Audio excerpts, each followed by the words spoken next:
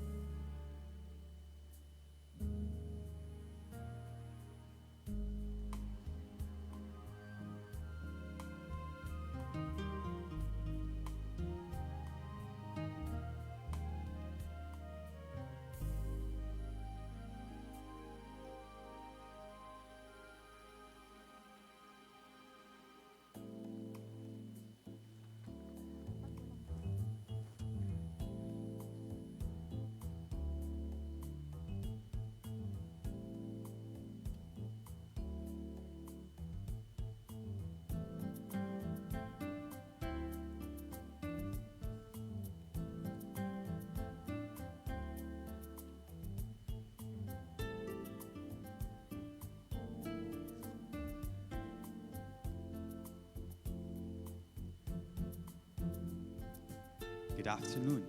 Our program will start in 10 minutes. Thank you.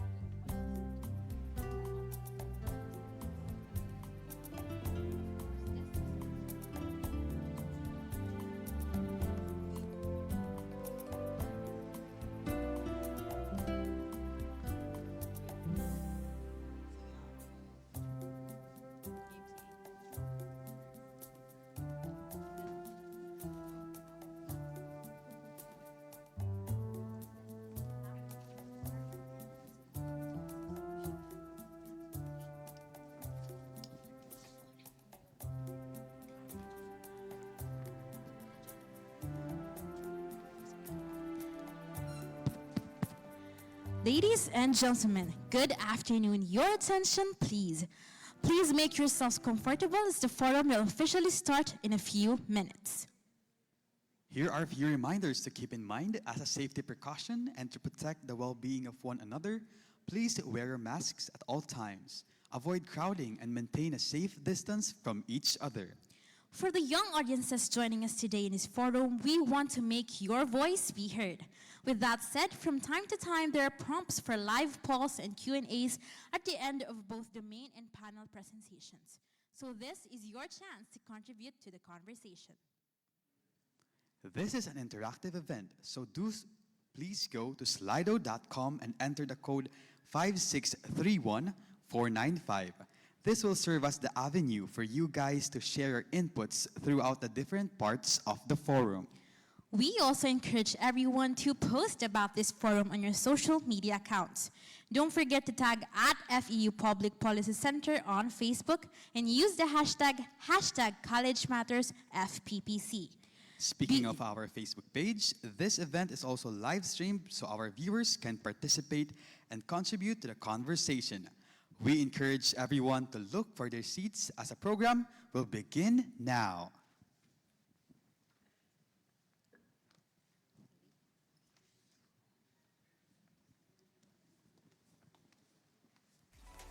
Good afternoon, ladies and gentlemen.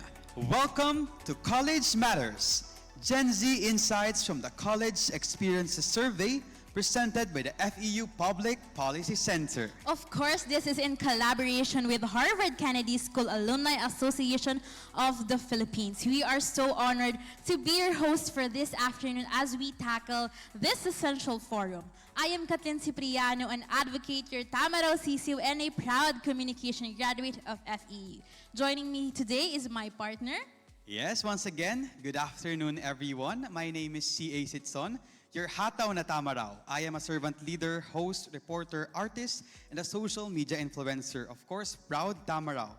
I've been with FEU since my senior high school journey, and few days from this moment, Kath and I will march towards the halls of PICC as we bid our farewell in the happy halls of FEU. That's right, see, I am quite excited for that event now. But to officially start today's event, may we call on the President of Harvard Kennedy School Alumni Association of the Philippines and the Treasurer of the Board of Trustees of the FEU Public Policy Center, our very own Attorney Gianna R. Montinola, for her opening remarks. Let's give her a round of applause.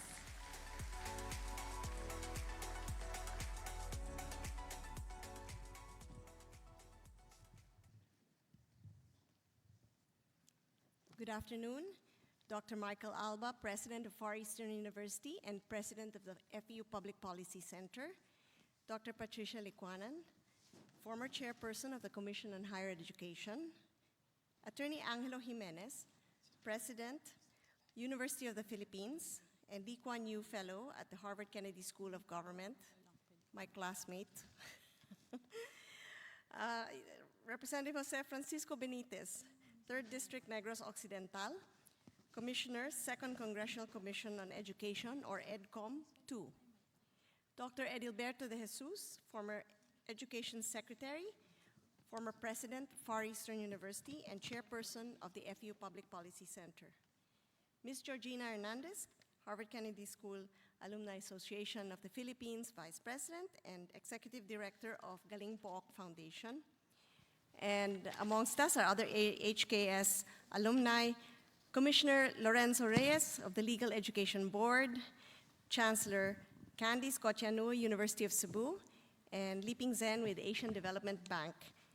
And of course, Juan Miguel Luz, former Undersecretary of Education. Our college experience survey partners, President Eileen Diansuy of the Antipolo Institute of Technology, President Patricia Lagunda of Baliwag University, President Marco Benitez of Philippine Women's University, and President Felicito Payumo, University of Nueva Cáceres, Bataan. Ladies and gentlemen and distinguished guests, good afternoon. A warm welcome to Far Eastern University for today's forum on education, where the FEU Public Policy Center, or FPPC, will present the results of an annual college experience survey of Generation Z students. This event is a collaboration between the Harvard Kennedy School Alumni Association of the Philippines and the FAU Public Policy Center. The Harvard Kennedy School, or HKS, was founded to equip current and aspiring leaders with the skills and perspectives needed to tackle issues facing the public arena. Many of its alumni from the Philippines have come back to push for policy and institutional change in various sectors, including education. To name a few, we have Attorney Angelo Jimenez, current president of the University of the Philippines, and one of our panelists this afternoon, another university president, Father Roberto Yap, SJ, from the Ateneo de Manila, my colleague, former Secretary of Education, Secretary Florencio Abad, also former Secretary of Education, Dr. Edilberto de Jesus, and my colleagues on the, former Chancellor of Mindanao State University and current member of the Legal Education Board, Attorney Lorenzo Reyes. My colleagues on the HKS board, Professor Emmanuel Laico, President of Pamantasan ng Lungsod ng Maynila, and Professor Ronald Mendoza, former Dean of the Ateneo School of Government. Of course, my other FU colleagues, former Education Undersecretary Juan Miguel Luz, FU Public Policy Center Executive Director and former Head of the Presidential Management Staff, Julia Abad, and yours truly. As members of the Harvard Kennedy School Alumni Association of the Philippines, we take it upon ourselves to uphold the school's mission of improving public policy so people can live in societies that are more safe, free, just, and sustainably prosperous. We do this by taking advantage of direct opportunities to engage and interface with decision makers and the circles that influence them. This afternoon's event is one such opportunity. Today, we seek to explore how public policy can improve the lives and well-being of the generation that will inherit both our collective flaws and strengths as a nation, Gen Z. This is a generation marked by adaptability, innovation, and global perspective. Born into a world characterized by rapid technological advancements and internet connectedness, it is a generation of digital natives. Education for them is not confined to the four walls of a classroom or restricted by the limitations of a curriculum. It extends to online platforms, social media, and peer-to-peer learning. Gen Z students are also deeply concerned about the state of the world, from climate change and environment sustainability to social justice and equality. They are passionate advocates for improving the world they stand to inherit from us. For them, and what a sigh of relief for us, the means to address these pressing issues and create a more inclusive and sustainable future is education. Today, we have the privilege of unveiling the findings of the groundbreaking research conducted by the FU Public Policy Center on Gen Z. This research sheds light on the aspirations, needs, lived realities, and preferences of Gen Z, and by doing so provides an invaluable resource to policymakers, educators, and stakeholders as we work together to continuously improve the state of Philippine education. As decision makers, we have a responsibility to ensure that the policies we make and implement are reflective of the realities of those whose lives they seek to improve. It is a testament to the commitment of both the FU Public Policy Center and fellow HKS alumni to foster inclusive dialogue and drive positive change. Throughout this forum, we will explore a range of topics that hold particular relevance for Gen Z, such as student environment, expectations, engagement, and learning outcomes. We will have the opportunity to hear from experts, thought leaders, and the students themselves. I would like to express my gratitude to the FU Public Policy Center and to the Harvard Kennedy School Alumni Association of the Philippines for this collaboration. Together, they are creating a platform for productive conversations, learning, and innovation. Thank you all for your presence today. I look forward to a fruitful discussion with all of you this afternoon.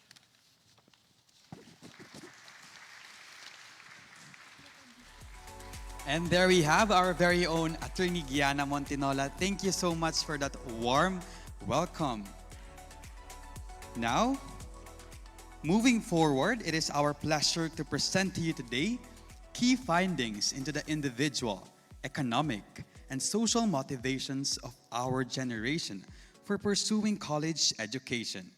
This using rich insights from FPPC's banner project, the College Experience Survey, or better known as the CES. The CES aims to create a broad picture of the college experiences that us students might encounter within our 4 to 5 year stay in our respective campuses, colleges, and even our courses.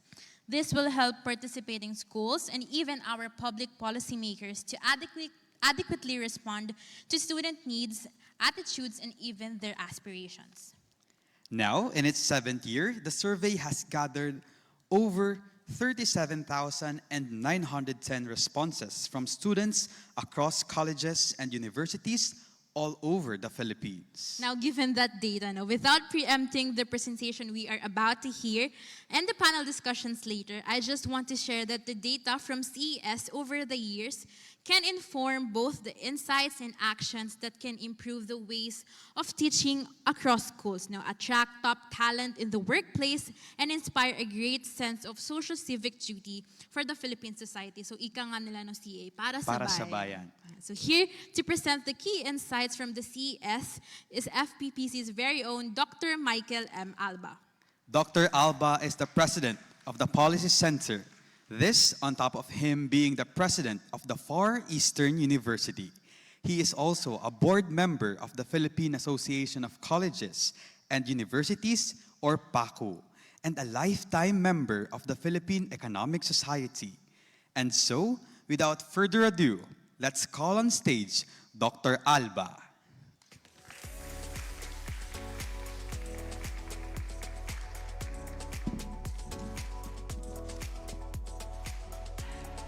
Magandang hapon po. Yeah. Wait, let me just set up.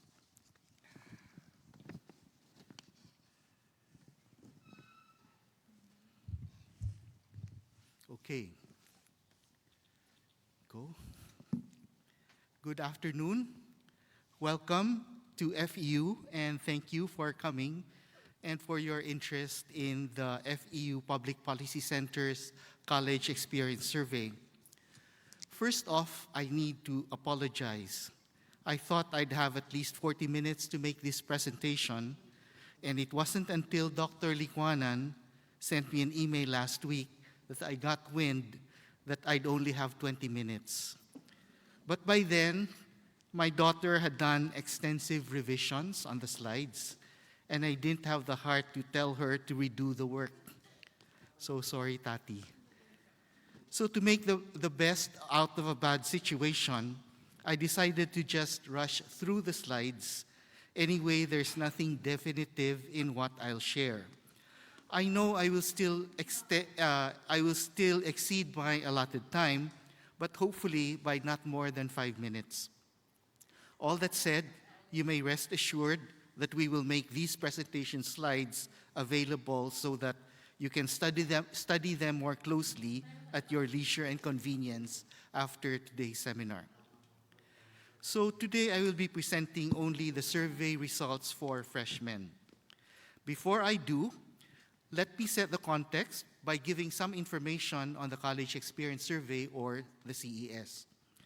So the CES has been a yearly undertaking of the FEU Public Policy Center since school year 2014 to 2015, except in school year 2018 to 2019 when it wasn't conducted.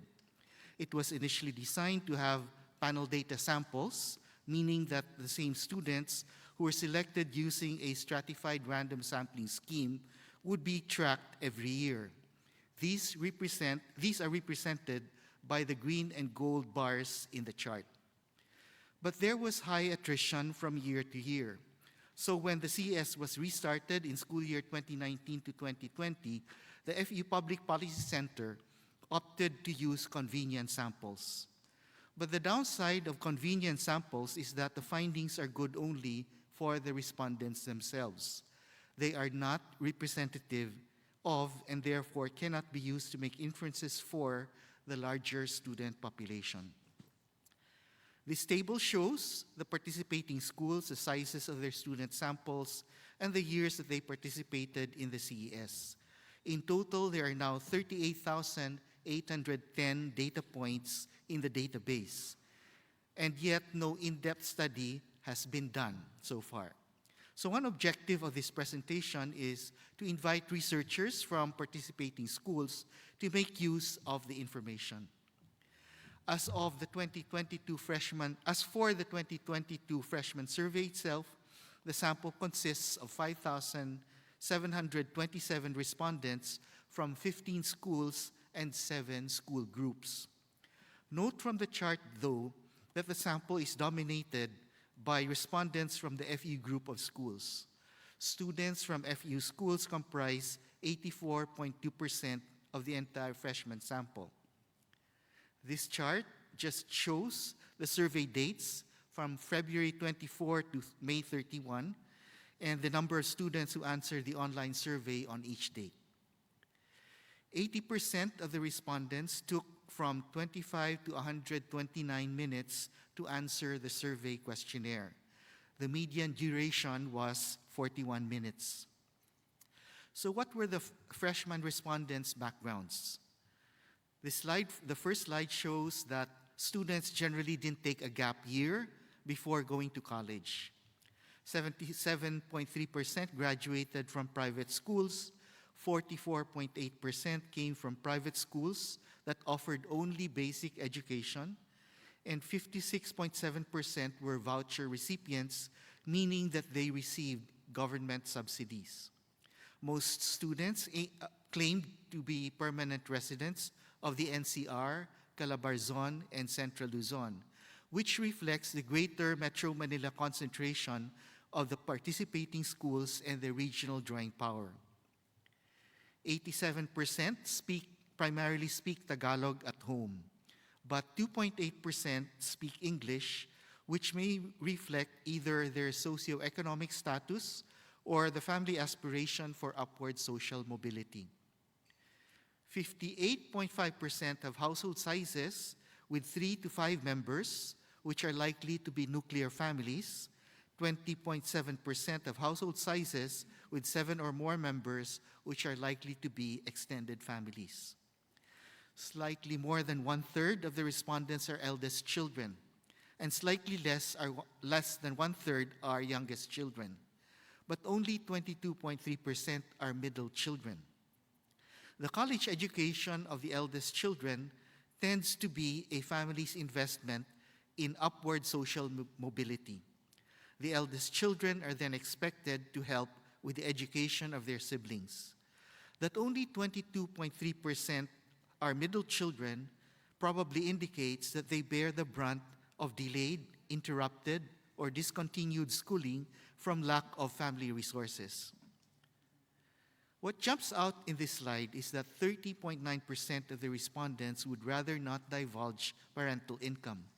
This suggests that parental income is sensitive information. A second point to note is that 29.8% report monthly incomes of at most 40,000 pesos. We should understand that the reported income categories may be a lot lower than actual incomes. But even if reported incomes were doubled, they'd still be less than 100,000 pesos, which indicates that the families are of modest means. The parents of the respondents tend to be college graduates.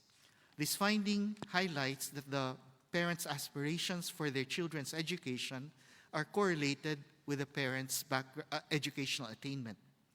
Especially because of our Ilustrado heritage, a parent who graduated from college would insist that his or her children would as well. As noted by many social science studies, education is a channel for the intergenerational transmission of socioeconomic status. The flip side of this coin is that there are a significant number of students whose parents did not finish college. If these are first-generation students, meaning that they're the first members of their families to attend college, they may be more at risk of not completing their college education because either the education aspiration bar is set low or they have no one to get advice from. So these students may need more counseling and academic advising services. Note the percentages of the fathers and mothers who work in the private sector, who are own account workers, who work in the government, who work abroad, and who are not working because they're either unemployed or retired. Two insights may be drawn from this slide. The first is that parents who work in the informal sector, are unemployed, or are not in the labor force may be economically vulnerable, and their children may be in greater need of financial assistance or financial bridging programs. The second is that OFW parents may appreciate online billing and payment services. Note and contrast the top 5 sectors of the fathers and mothers in this slide. That the percentages of the top 5 sectors are lower for the fathers indicates that their industry affiliations are more varied.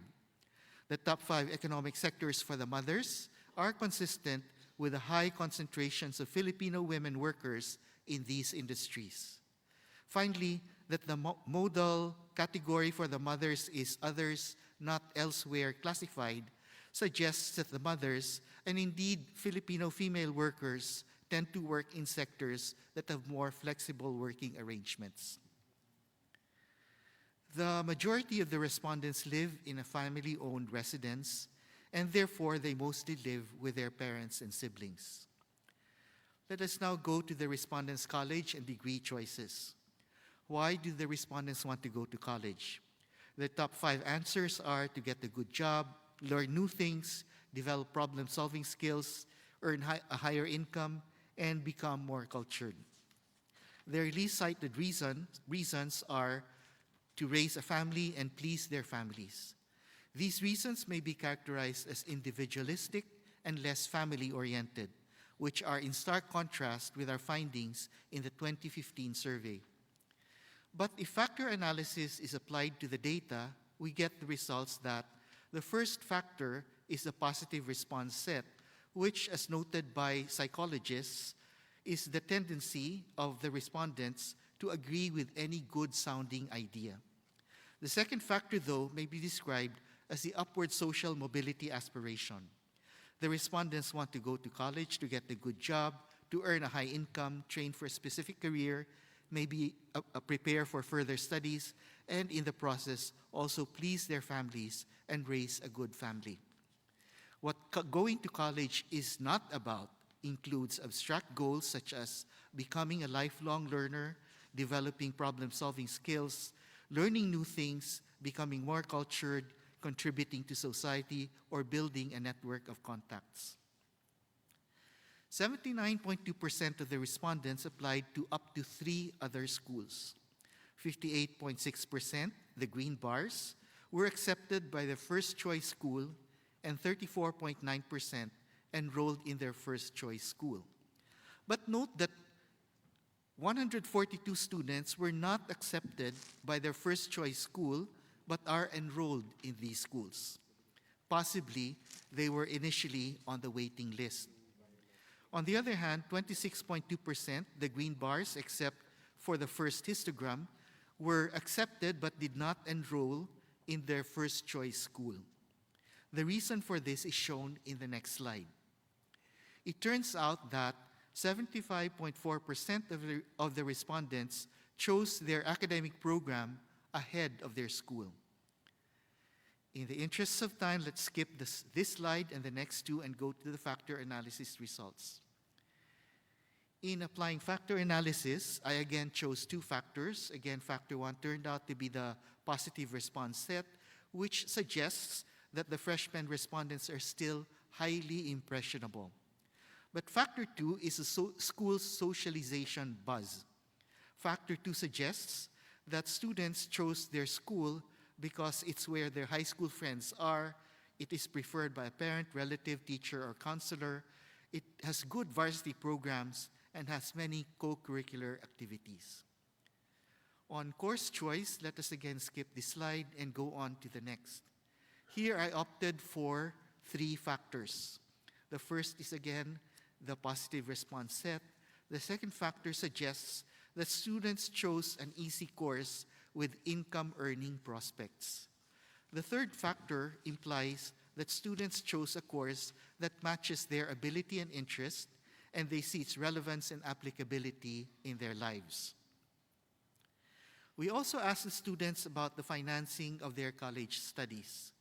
As in the 2015 survey, the issue is of concern to the majority of students.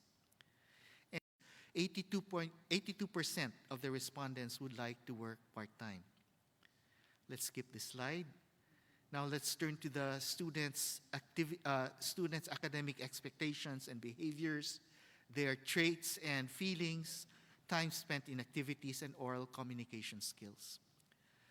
On when the students expect to graduate, the majority think that they will be able to graduate within the prescribed period of their academic program.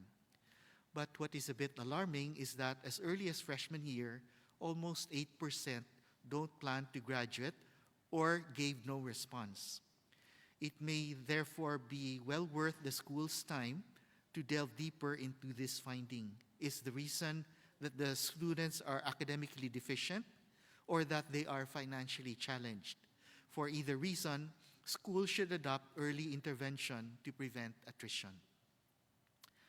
67.1% of the respondents rated themselves to be above average or excellent in senior high school. But notice that proportionately more students who rated themselves to be excellent or above average in senior high school expect to underperform in college, while proportionately more students who rated themselves to be average in senior high school expect to do better in college. Schools may want to delve deeper into this issue and explore why the better-than-average students are underconfident while the average students are overconfident about their academic performance in college. Let us again skip the next 3 slides to consider only the factor analysis results on the academic behaviors of the students. So here I chose to have 4 factors. Let us ignore factor 1. From this point on, I will not discuss factor 1 if it is the positive response set. Factor 2 is the social and popular but not too intelligent student leader. Factor 3 is the loner, angst-ridden nerd.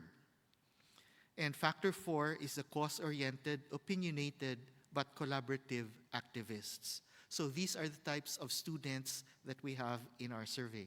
Somewhat of concern is that the students all admitted to not submitting homework on time, skipping school or class, and being unfocused during class hours. On the self-assessment of traits, I chose 3 factors. Factor 2 is the athletic type who takes risks, but is adaptable, resilient, and spiritual. Factor 3 is the creative, entrepreneurial leader who is artistic, personable, collaborative, and scholarly. On the students' feelings, I used 2 factors. I termed the first factor mega nega, but it is like the negative response set. For students who are on the spectrum, the negative emotions such as loneliness, anger, anxiety, boredom, depression, frustration, being overwhelmed load positively, while the positive emotions such as confidence, happiness, and optimism load negatively. The second factor is mixed feelings. Students here are happy with family and friends, optimistic about the future, confident, and neither lonely nor depressed, but they are also angry, anxious, bored in class, frustrated with mistakes, and overwhelmed.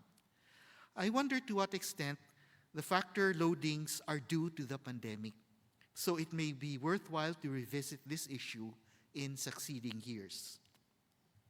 On weekly time spent on specific activities, I chose two factors. Factor 2 is the good child set.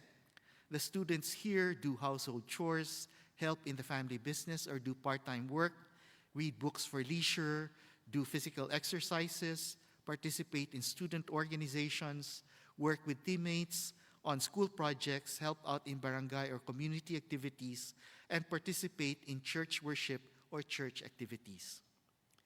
On their oral communication skills, the respondents predominantly consider themselves to be average or better in both Filipino and English, but more so in Filipino. This section deals with the students' social interactions, conversation topics, opinions on social issues, and valued goals. On their social interactions, the respondents deem interaction with family, friends, classmates, and the faculty important or somewhat important, but they consider online interactions to be somewhat unimportant or unimportant. I can't help but wonder here to what extent the attitude on online interaction reflects the lack of respect and good manners in social media. In doing the factor analysis here, I chose two factors. The second is the old ties preference. The students consider interactions with families and high school friends more important. On their conversation topics, let us again go to the factor analysis results. Factor 2 suggests that in addition to lifestyle, entertainment, and personal and family concerns, the students do like to talk about their hobbies, games, and common interests, as well as post-college careers and plans. When the respondents' opinions on social issues are taken piecemeal, the picture that emerges is that they seem to be on the progressive liberal spectrum. They're concerned about the environment and inequality. They are in favor of legalizing divorce, same-sex marriage, and abortion. They're unwilling to sacrifice civil liberties for economic growth. They're against the death penalty, and they do not think that authorities need always be obeyed. But factor analysis on three factors shows the following. Factor 2 is the populist, socially conservative with faith in technology mindset. And factor 3 is a socially progressive mindset. But what is alarming to me is that in both factors, the students reveal themselves to be authoritarian, economic nationalists, who are also economic conservatives being against environmental change or against climate change mitigation. On the things that they value, the respondents assign high importance to gaining financial security, living a meaningful life, having integrity, being a leader, helping others, and adopting green practices. Raising a family is relatively considered as not important. But factor analysis appends the previous finding. Factor 2 reveals a profile who is ambitious and driven to succeed, but is self-centered, lacking in empathy, and is not concerned about personal integrity, living a meaningful life, or being concerned about the wider community and the environment. The final slide in this long section is the question on the respondents' plan to raise a family. Almost 40% are still not sure or have no plans, young as they are. 28.2% intend to do so within 5 years of graduating. The final set of topics that we will explore concerns the respondents' career expectations. Again, let's skip the slide. On the factor analysis results, on the respondents' career navigation skills, I interpret factor 1 as I'm preparing for my career as best I can, and factor 2 as I'm still finding my way. This slide shows the sectors that the respondents expect to be affiliated with in their careers. It likely reflects the popular academic offerings of the participating schools. Almost 1/3 of the respondents expect to earn more than $25,000 a month, which may be a bit unrealistic for first jobs, depending on the course. About 1/3 expect to find their first job within 3 months of graduating, which again may be unrealistic, especially with salary expectations exceeding 25,000. About one-fourth have not thought about their first job search duration. So career counseling may be needed so that students may develop more realistic expectations. 86.4% of the respondents intend to work abroad. Their top reasons are the high pay and better opportunities. For the 13.6% who don't want to work abroad, their top reasons are their inability to lead their families and nationalism. So in the end, how do we make initial sense of these findings? First, we have evidence from various slides that our student respondents come from families of modest means. Second, we have indications that these families of modest means see quality education as a means for upward social mobility. Third, for the respondents, choice of academic program trumps choice of school. The academic program is chosen for its income prospects or for personal fulfillment, while the choice of school depends on the school's socialization buzz. Fourth, we have indications that the freshman respondents need academic advising and guidance counseling to help them navigate their schooling journey. And they also need career counseling to prepare them for the world of work. From various explanatory factor analysis forays, we see that students need to be better educated. They need their behaviors and personality traits to be rounded out. They need to be educated on social issues. They need to be concerned about the wider community and the environment and not be so focused on narrow self-centered personal goals. Finally, we saw that in many factor analysis results, the first factor tended to be the positive response set. This suggests that either the design of the questions needs to be improved or be more nuanced, maybe by doing focus group discussions before the questionnaire is finalized, or we need to teach our freshmen to be more discriminating and not readily agree with any seemingly good idea. That's it. Thank you for your time and attention.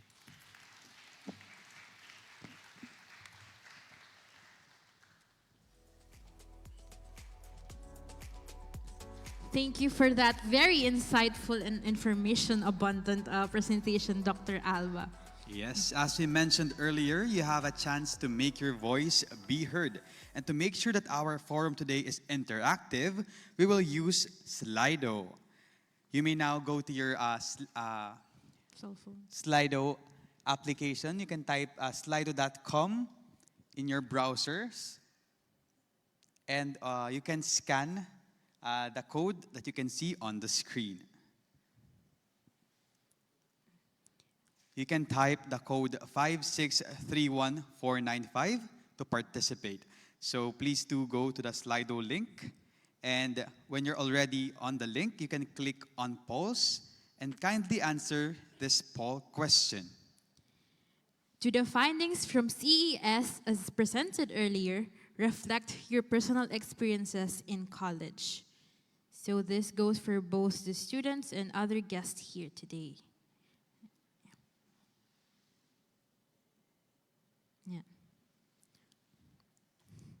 So while you guys are answering on your phones now, from that presentation, we heard thought-provoking findings on student motivations going to college, their desired career paths, based on their skills and interest and their situation in life now. So, and factors those factors can either help and hinder their pursuits in completion of their college education.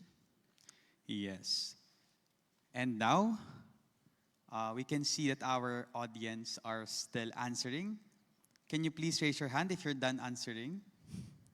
Wow. Later, we can see the result of the poll. So at this point in time, we can call on two audience that can share their answer, that can elaborate their answer. Anyone who wants to volunteer? We can accommodate two. So we can hear from you.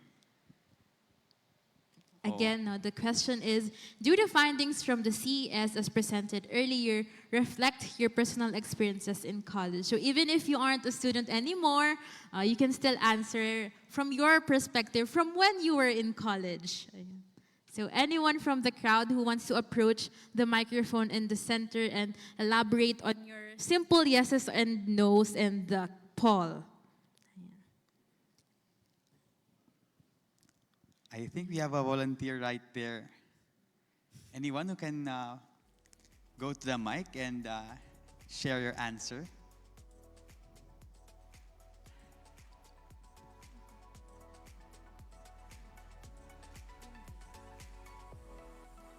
And someone will guide you going towards the microphone on the center of the auditorium. All right, while we are waiting for our volunteer to come in front, can we show now the result of the poll?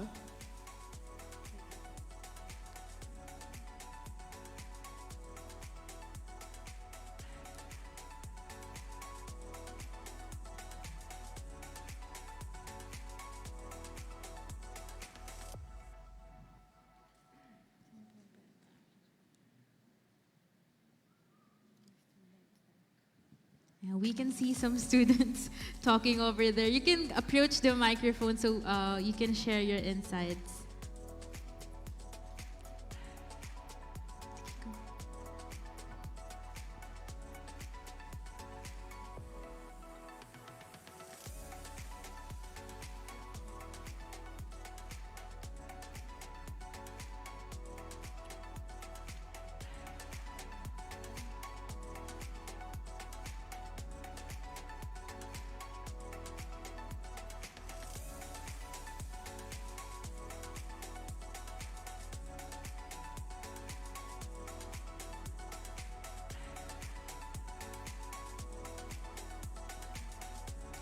And at this moment, our technical team is preparing the result of the poll.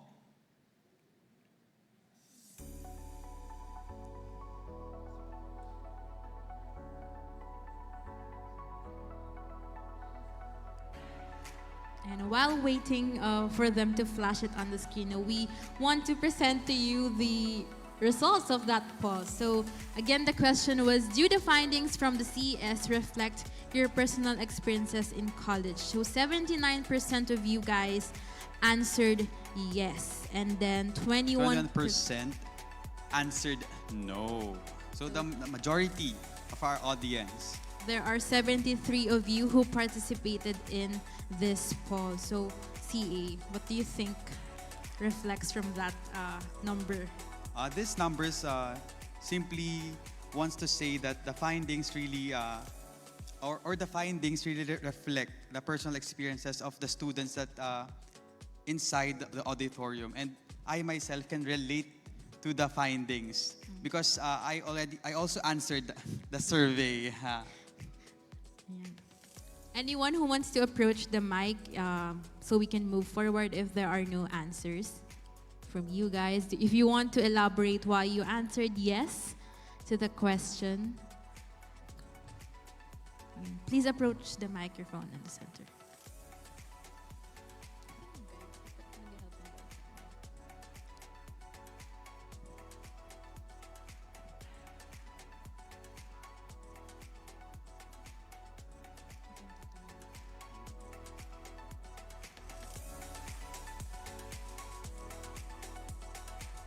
Hello, good afternoon to you. Good afternoon, everyone. I'm Paul Pamadulan. Pwede po tayo. I'm second year political science student from FEU Manila. And I just like to acknowledge the presentation of Dr. Alba na in my personal experience, it's very evident yung presentation kanina na yun yung personal experience ko every day sa FEU. And nakikita siya sa, kumbaga, sa everyday na pakikisalamuha ko sa mga kapwa ko FEU students. And I just like to acknowledge as well and na na-recognize din yung number of working student ng ng mga working student because I myself was a working student then. And right now, nag-stop lang ako because I will prioritize my responsibilities as part of the FEU Political Science Society. So we're open to partnerships din po for the next academic year. So baka ito na yung opportunity, baka po pwede makipag-partner yung PSS sa mga other stakeholders natin dito. And yun lang po, evident yung presentation ni Dr. Alba sa personal experience ko and sa kasama ko din po si Ernest. So yun po, nakikita namin yun everyday sa mga kapwa namin FEU students. Thank you, Paul. So, as a working student, no, you and Ernest, which part of the survey you think reflects most for you? You agreed most that you have experienced, specifically during your stay here as a second year, correct? Second year student. Yeah, when it comes dun sa pagiging working student, totoo siya na kaya namin pinipili na magtrabaho kahit mahirap isabay sa pag-aaral is because may marami sa mga estudyante na ayaw na rin dumepende sa mga magulang. Maybe because we're growing up and mas gusto namin maging financially independent. And yun, nabanggit din kanina na maraming students na gustong maging financially stable So, bukod sa problema sa pamilya, siguro isa rin yun sa factor why we choose to be working students. And kanina nabanggit din yung mga political ideologies ng mga students. Siguro I'm speaking as a political science student, pero if I can suggest sana sa mga policy ng FEU or ng other schools din, ng education system ng Philippines, sana mas mabigyan natin ng diin yung political ideologies ng mga estudyante na maging malinaw kung ano ba talaga yung prinsipyo nila sa buhay nila para mas guided yung mga estudyante sa mga choices and career path na tatahakin nila in the future. Yun lang po. Right. Thank you again, Paul, and to your friend Ernest. Now, for those insights, I personally relate to some of those. I was also a working student during the pandemic because we needed to had a little help sa financial ng family, especially nung pandemic. Everyone was quite struggling to make ends meet. No? So, very interactive conversations we are having right now. No? Meron pa bang who wants to move forward? Yes, sir. You can approach the mic po.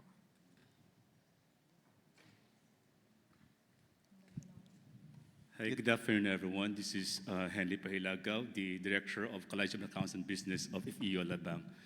And before I share my experience, I would like to congratulate Dr. Alba for sharing her insights about the survey.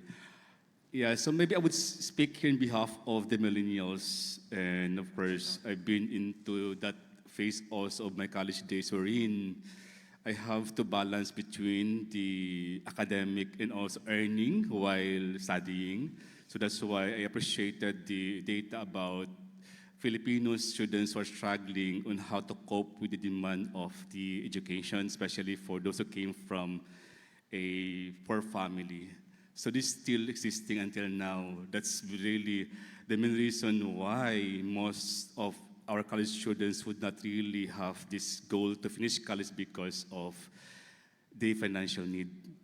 And of course, for those who are still in college, who are still also coping with the dilemma of peer belongingness and also to be accepted by their group, which I have experienced also before because you know that to excel in the academic at the same time also earning an income to balance the need of the academe, that would be a challenge for, until now, for our students.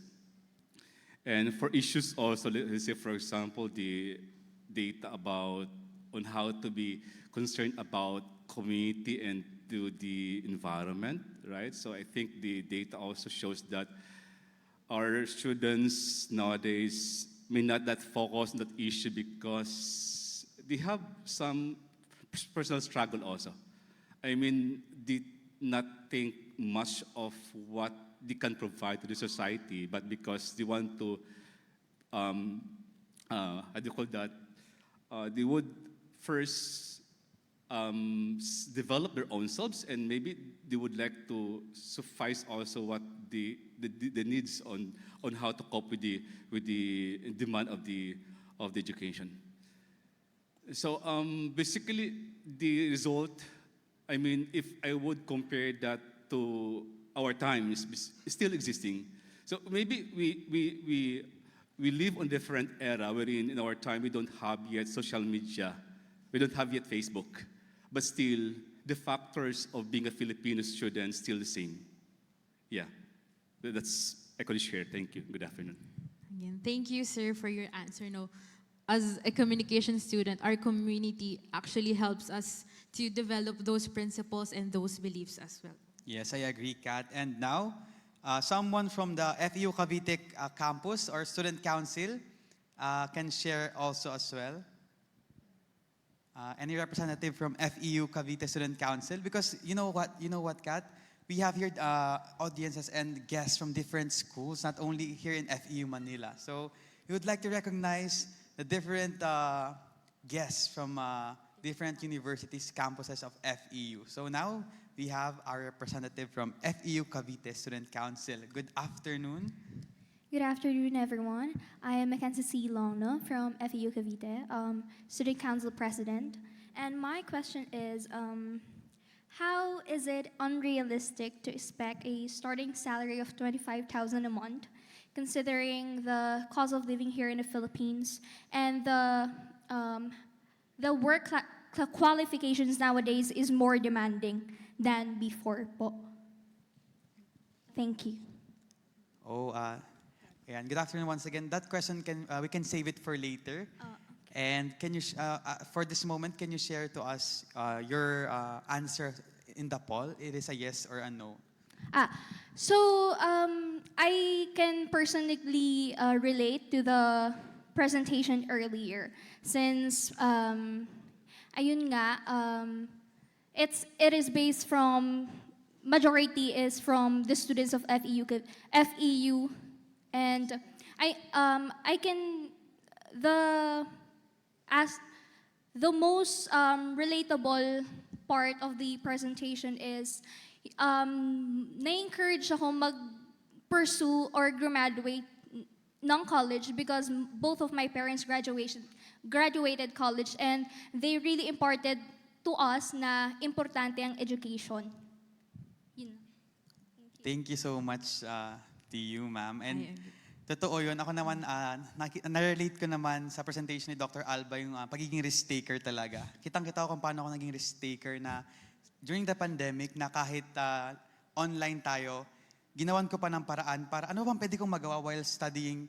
Kasi hawak ko na yung oras ko eh. So nag-work din ako, talagang naging eager ako to really be active and harness my talent as a communication student. And thankfully, nakapunta ako sa different networks. Yes, baka nakita niyo na si CA sa TV. Yeah, during the pandemic. Nag-guest siya sa And mga... syempre, nag-face-to-face ulit. Kailangan nag-focus ulit sa face-to-face classes. And weeks from now, gagraduate na. So, ganun yung pagiging risk taker. So, very evident talaga na as a tama raw, I'm a risk taker. And also, doon pa rin yung may kulit, but hindi mawala yung pagiging risk taker. So, thank you so much to all the guests na nag-participate sa ating first poll question. Yes. So at this juncture, Kat, So with your answers, no, let's try to connect, including the question from the FEU Cavite Student Council. No, let's try to connect those actual college experiences with our panelists and what they are going to share later on at the next part of our event. yes, because at this juncture, we will now be joined by our panel of seasoned experts.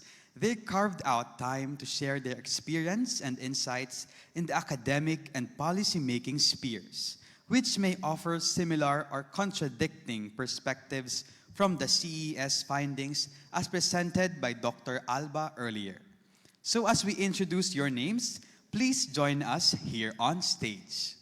First off, we have former Commission on Higher Education Chairperson, Dr. Patricia Licuanan. Prior to being the CHED Commissioner, Dr. Licuanan is known as a social psychologist, educator, and advocate of women's rights and empowerment, and she is with us here today to share her thoughts on possible areas of reform agenda for higher education.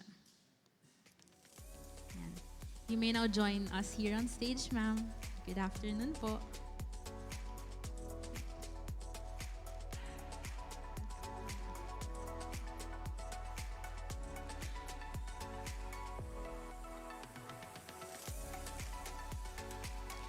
Our next panelist is currently the president of the University of the Philippine System, Attorney Angelo Jimenez. He was a Lee Kuan Yew Fellow at the Harvard Kennedy School of Government. Much of his illustrious career in public service has been dedicated to the welfare of Filipino migrant workers. He is here to share the emerging trends in higher education and the workplaces awaiting the Filipino youth. Last but definitely not the least is the 3rd District Representative of Negros Occidental, Congressman Jose Francisco Kiko Benitez. Prior to this, Congressman Benitez is also an esteemed member of the Academe as the former president of the Philippines Women University, a pioneer CES participating school. Currently, he sits as a commissioner of the 2nd Congressional Commission on Education, or EDCOM-2. EDCOM-2 is currently tasked to evaluate the state of our educational system. So he will talk about the importance of understanding what concerns the Filipino youth, both into and far away from securing a college degree. So Congressman Benitez, welcome po again. Good afternoon. And of course, to facilitate the discussion among our esteemed panelists today, we would like to call on the former Education Secretary and FEU President, the current FPPC Chairperson, Dr. Edilberto De Jesus.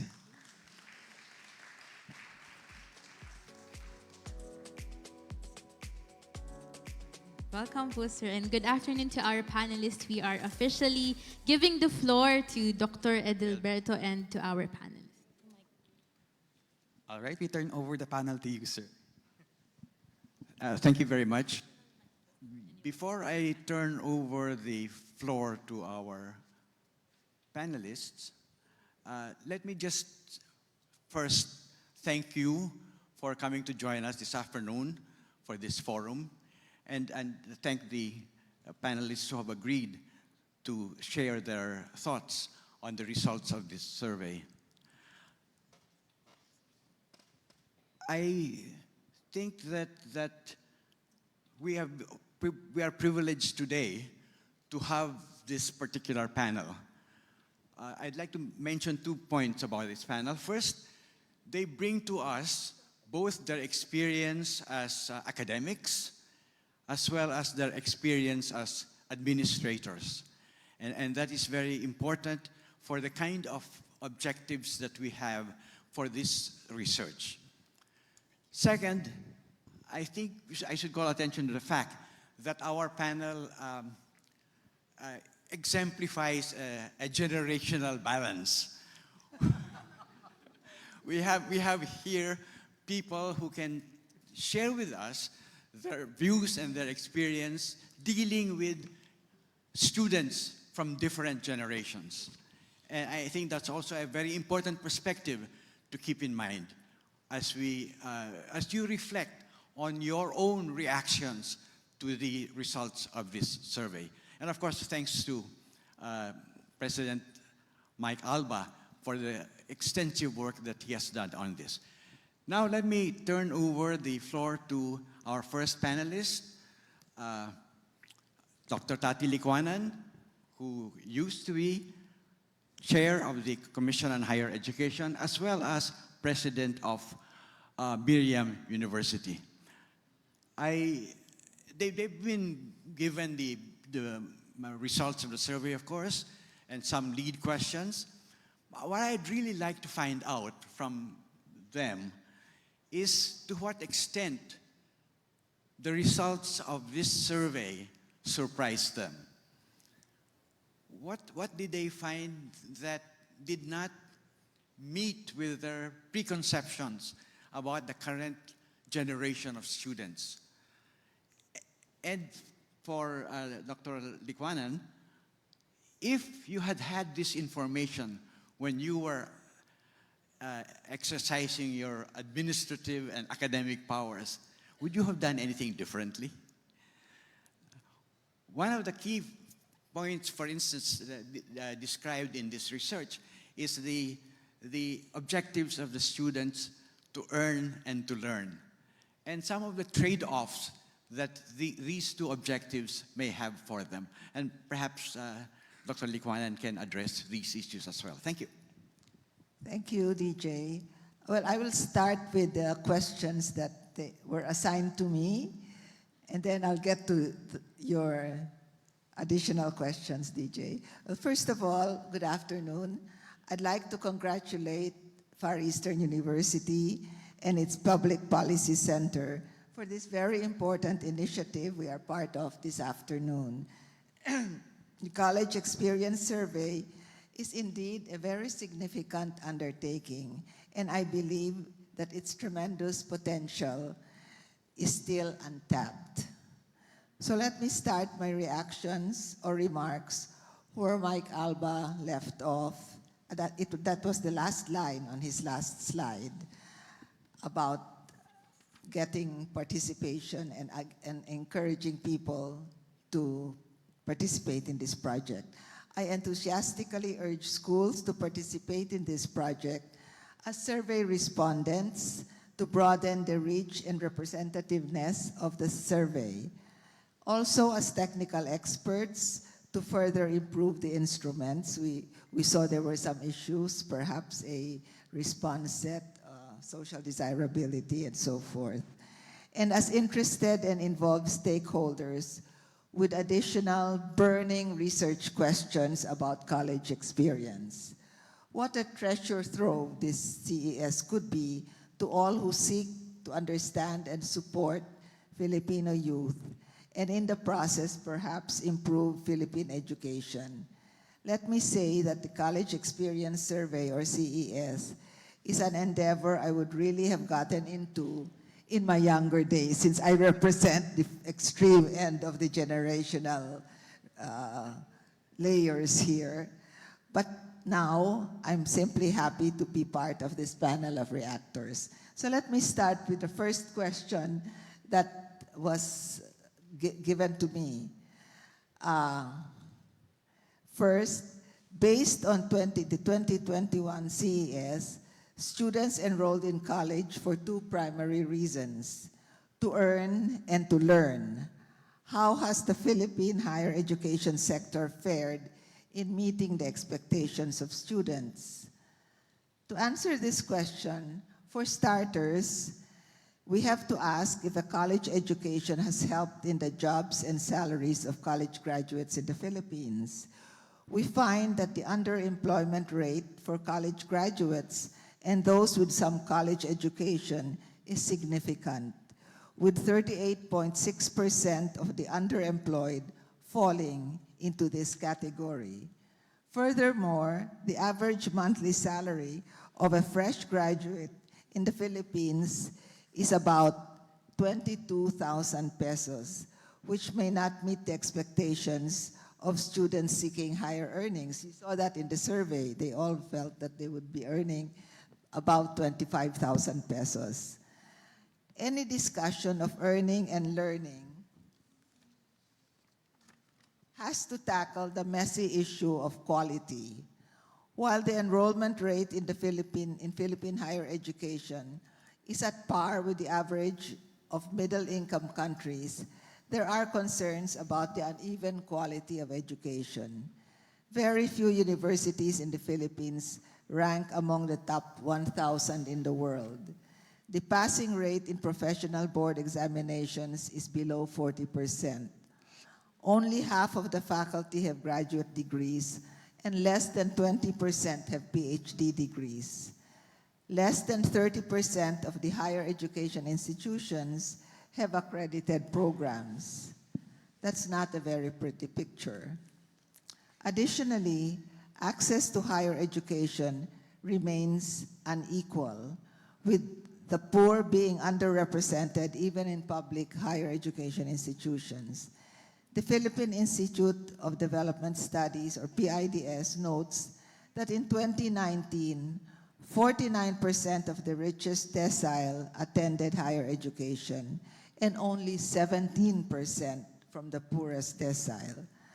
An even more skewed distribution can be found in private higher education institutions. The solution offered to provide free tuition in public state universities and colleges and local universities and colleges may not be the answer. My own long-standing apprehension about Republic Act 10931 or Universal Access to Quality Tertiary Education Act is that not only does it leave out students from the poorest households, but also that the huge financial cost of providing free tuition, even to students who can afford to pay, unnecessarily eats into the much-needed resources to improve the quality of higher education. I truly hope that EDCOM 2 will consider revisiting that popular or populist, though possibly unsustainable and thus unwise reform, and consider recommending an approach more targeted at those with greater need. We were just discussing with Attorney Jimenez, and he was talking about all the fancy cars parked in UP. And I said, and they're not paying any tuition at all now. So, all right. Now, however, the picture is not all bleak. While graduates with qualifications from quality institutions and programs might be more likely to find employment within a shorter time frame, graduates of our Philippine HEIs in general are still quite marketable abroad. The USAID-funded STRIDE program, STRIDE stands for Science, Technology, Research, and Innovation Development. Their assessment of the country's innovation ecosystem reports that graduates from Philippine universities continue to staff the world, noting that not only the top universities are producing highly skilled technical graduates. Well-designed and implemented internship programs work well for student employability. Stronger industry-academe linkages might have enhanced students' employability in the higher education institutions or programs linked to particular industries. Micro-credentials that aim to upskill graduates might also help fill competency gaps. Still on the issue of earning and learning, we must address the tension between general education courses and professional courses in the curriculum.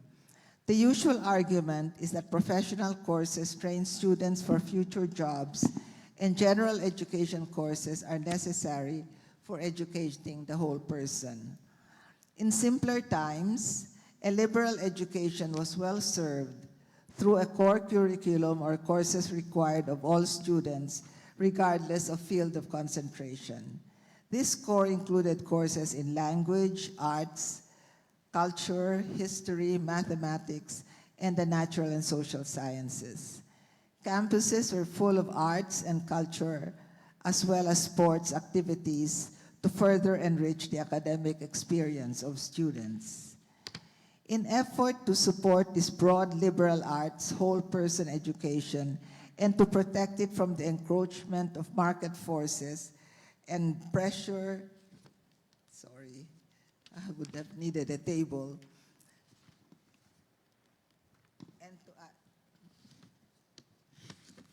to add more technical and professional courses to academic programs, room was made for electives which would enable students to enroll in any course of their choice, whether or not related to their main program of study. Sadly, over the years, these slots were used for more disciplinary or professional courses.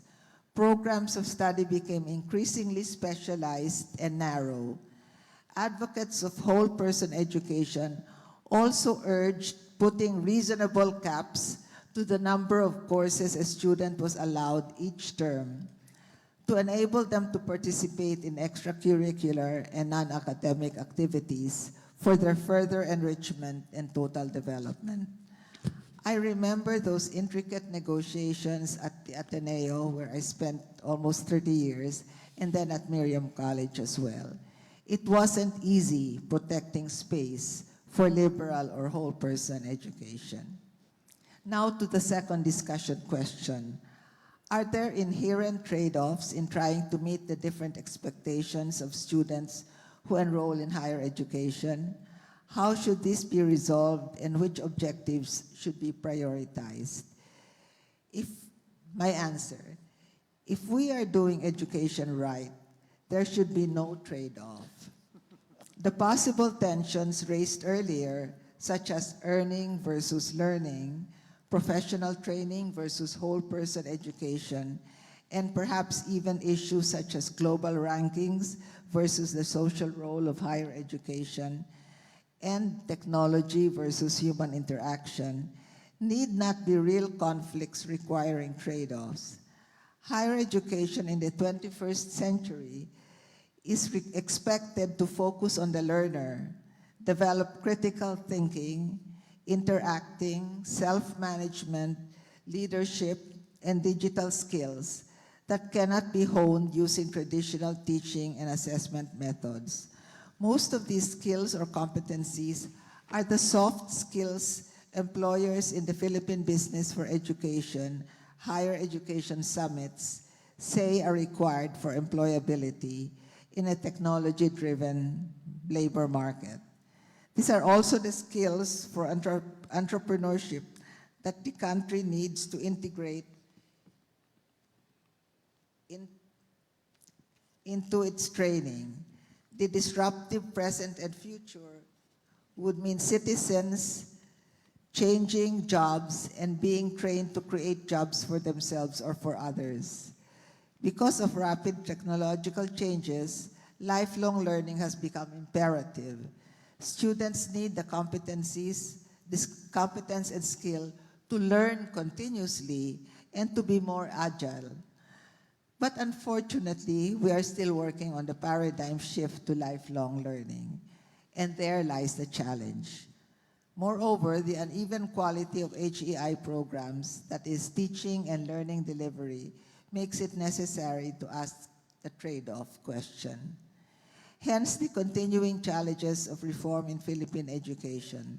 These include improving quality, promoting equity in access with better financing schemes, reviewing and enhancing the curriculum, focusing on better support systems for students, fostering research culture and innovation, harnessing the strengths of the private sector, developing and publishing performance indicators of higher education institutions, and leveraging technology effectively.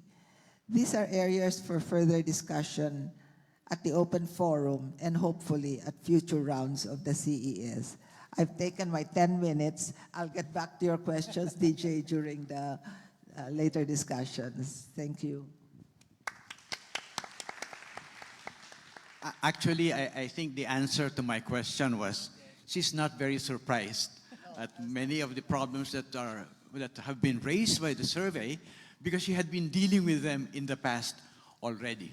And she has also taken full advantage of the benefit that comes from being the first speaker. She has unloaded several other questions for the rest of the panel to take up. So I shall not take up any more time from our next panelist, Dr. Jimenez. As president of UP, of course, he doesn't have to worry about the academic reputation of the university. But this is one of the findings of the survey, that our students, when they decide on the university they will apply to, look for academic reputation. So maybe President Jimenez can can advise us on what schools can do to enhance their academic reputation. They also noted that they feel not so confident about their ability in soft skills. And perhaps this is also a question that President Jimenez can address on what schools can do in order to help students meet this deficiency that they feel. Thank you very much, sir. As you said, I am very lucky that we were preceded by my chairman at the UP Board of Regents, Tati Licuanan, whom I have not seen for a long time. And I would ask, were you surprised, ma'am, that I get selected as UP president? She will probably be very surprised. Thank you very much for that question. Yes, we do have, I would say, I don't really know how to put it, but as far as the Philippines is concerned, reputational problems of the University of the Philippines is not a major concern, except for the political aspect of it, you know, reputations as left and radical, which red tagging as well, which is of course unfounded. Our concern more is on global reputation because we represent our country.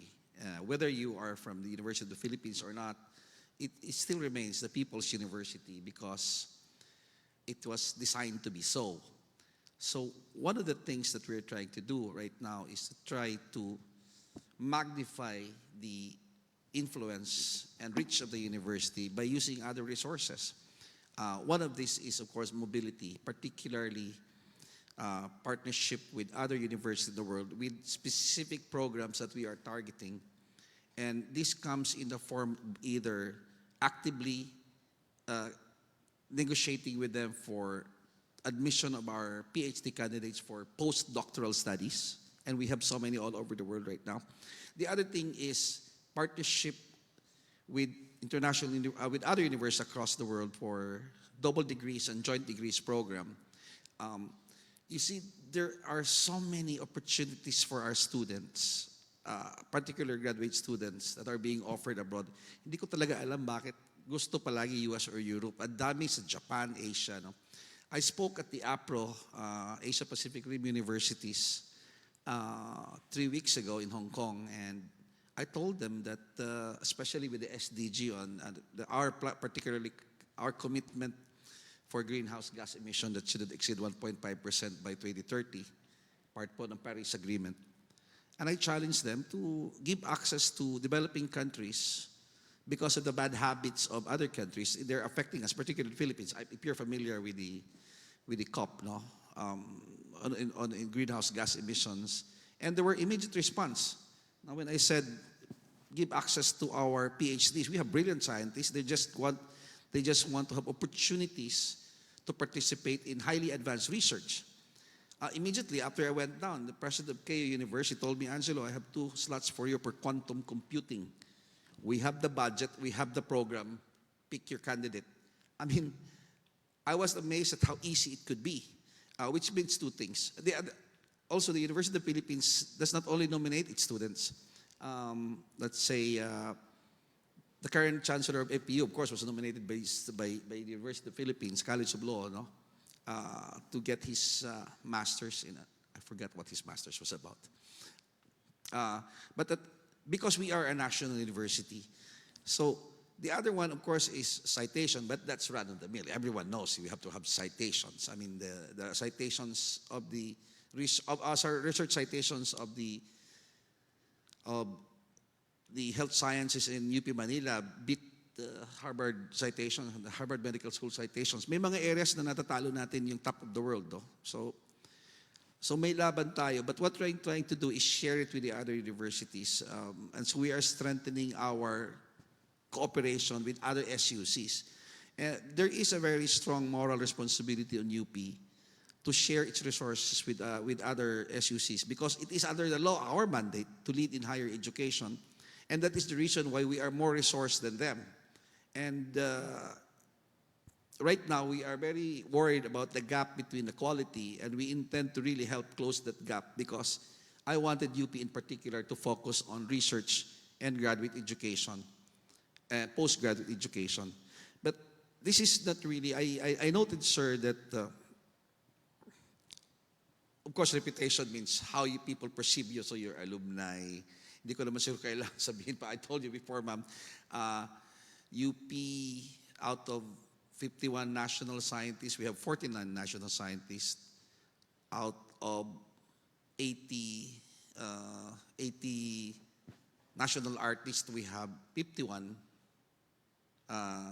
national artists from UP, and all of the Philippines' 9 social scientists, not to mention 7 of the 17 presidents. Look what happened to the Philippines. or more than half of Senate presidents, almost half of speakers, more than half of justices of the Supreme Court. But that's because it was designed to be so. No? I mean, not the fault of others, but I just want to share you one thing, and I noted very well in the survey that the students identified soft skills, and this is right, just hitting the hammer on its head. I'll tell you a story that I hope can answer this question in a more dramatic way. I was speaking to a professor at the College of Medicine Masteral Program, and he said he was complaining about his students that they're not reading anymore. He said, how can you not read your lessons? You come to class without reading when everything that you need to discuss is already there in your course pack. The links are there, the papers are there. And then the student answered, sir, this is the digital age. We only know where to find the answer to any question at the time when we need it. Now come to reflect on it. Just reflect on how deep the implications are. There was a time when learning something or producing new knowledge is a work that entails so much effort, so much academic rigor, scientific rigor. And in the process of finishing your undergrad, your master's, and your PhD, you transform. The academic thinks differently. He is organized. Now, he has broad framework, he's disciplined. But right now, anything he can know can be had because we have a smartphone. I remember Elon Musk was saying, you know, the smartphone outlet is mobility, right? But this is the digital age, and the heart of the digital age is computing power. And the heart of computing power is a microchip. Let me tell you about this little nano-sized device. It's about made of 5 nano-sized wafers. The microchip in your smartphone, if you have an iPhone 14.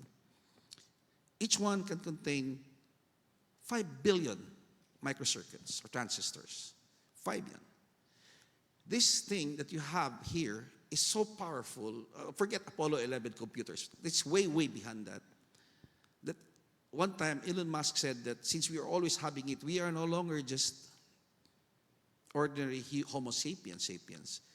We are technologically enhanced Homo sapiens because we can do large-scale computing on your own smartphone that you're holding right now. You can get any information you can get. You have ChatGPT and even generative artificial intelligence.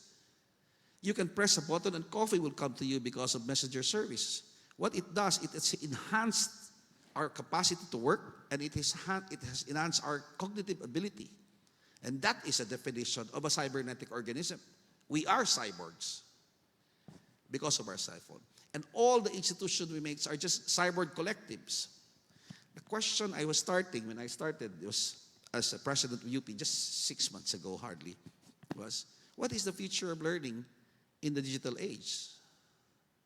Today, after 6 months in UP, I have transformed the question into something deeper. What is education in the digital age? When you have machine learning, you have AI. AI can probably do a better essay than me. AI can do a better Michelangelo or rendition of, we've seen those things. You try your AI now, say, give me a joke about FEU, just try. No, it will give you a joke about FEU. There's so many jokes about UP. So, what I'm saying is this, as we discuss these things, I fear that brick and mortar universities will no longer appear 50 years from now. All these things. Everything will be online, everything will be somewhere deep in the ether. And it's a challenging question. The concept of residential education, brick and mortar, is a late medieval era concept. if it can destroy so many institutions in life, it can destroy schools as we see it today. So at the university, we're looking at lifelong learning, not just lifelong learning, because if you take up an engineering course today, in 4 years, you have to review that because it has changed. With the fast pace of technology. So lifelong learning, learning anytime, anywhere, and learning according to your objectives in life. Because everything everything that used to be done by scholarly effort can be done so easily now. So the question I'm going back here right now is that education as we know it, especially sharing of human beings, engaging of human beings, will not go away, but it will change its focus. It will focus now on building values, characters, and ethics. I gave you a question. I'm with the labor markets for a long time. Planes right now land on autopilot. They do not trust human judgment anymore when you ride a commercial airliner with 500, 300 lives. It uses autopilot because the computers, every commercial airline has thousands of sensors, wind speed, weather direction, temperature, everything, including sensing birds that goes into the runway. Computers are so good, but would you ride a plane without a human being at the cockpit? It's a question I would like to raise. We don't. Somehow, we still trust human beings despite robots. Maybe because of our affinity, maybe because robots are not sentient beings. They don't fall in love, or who knows, no? But not yet, at least, no? We don't fall in love with robots, although we use it. We love it because we use them, and not use them because we love them. But so this is the fundamental question. And one of what we saw, future-proof, one of the best ways teachers cannot teach is not so much knowledge, but wisdom. How to use this knowledge to solve real-world issues. And so at the university, as a matter of fact, just yesterday, we were just discussing, I spent the 2 weeks on a strategy sessions. We were thinking about the challenge of experiential learning, about how to integrate in the curriculum values formation in the sense of experiential learning. In the University of the Philippines, we have a Pahinungon program. We want our students to go out there and solve the community problems, engage with communities. Right now, I'm asking them to focus on helping high schools on reading comprehension, math, and sciences. We do have some programs for that right now. But at anything they can imagine, because we want the student experience to involve not just compassion or malasakit, but involve the idea of service, because we are aware that some of our students are going to be leaders in the future. Maybe presidents, maybe big tycoons. The richest Filipino today, individual Filipino, is a UP graduate. But at least, even before they forget that they are being funded by the Filipino people, most of them are poor because we have a regressive tax system. We would like that compassion and service to at least stay there somewhere. And that will be his or her redeeming value as you go through life. So, character formation, values formation, because technology to solve many of human problems are already there, we believe. It's just a question of when you build technology, what is it for? So education must begin to solve the biggest question of our time. And I believe it should begin to answer one fundamental question. Education for what and for whom? And that things cannot be decided by robots. It can only be done through human beings. Finally, the soft skills. We have to somehow devise in our curriculum lessons on compassion, caring, problem solving as a group, and of course, finally, because we are UP, love of country. We feel that would be a challenge because these kinds of values requires engaging human beings, not isolating yourself through your smartphone and create instead a generation of loners. What we want is a generation of engaged individual imbued with a sense of a purpose bigger than themselves. And as a national university, that purpose is nation building.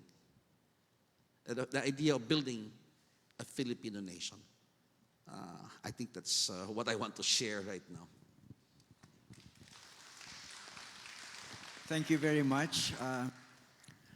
As Gigi was describing AI and technology, I was not really sure whether he was describing a utopia that we should be rushing through or a dystopia that we should be better avoid. I think also that there may be some tension between the two terms of the question we posed to you. The demand of the students, or the expectation, the choice of the students of schools based on academic reputation, and their deficiency that they feel they have in soft skills. Because there may be a trade-off here. I don't think universities base their academic reputation on soft skills. I think their students, when they talk about soft skills, are talking about the hardcore knowledge that they expect to get from the university. And seriously, is the university the platform or the vehicle for communicating soft skills? No? One would have thought that this is something that should have been dealt with in basic education. No? Other families. Yeah, which is I think as good a segue as any for our third speaker. No, because I think we've left the most difficult questions for the youngest member of the panel. Because especially when you're talking about basic education, which is really, in our system, the responsibility of the government. And I think that when we speak of the problems of basic education, again, there are not very many findings in the research that surprise us. And the fact is, we have been dealing with these problems for a very long time. But I think being a member of Congress and having been a university president, Congressman Benitez is in an excellent position to describe for us what the government can and maybe what it cannot do in order to address the problems of facing the students and the expectations that maybe we should correct. Congressman Benitez? Thank you. Wow, that's maybe I should start actually by responding to Tita Tati's first question, because I was actually assigned 3 questions, none of which had to do with basic education, FYI.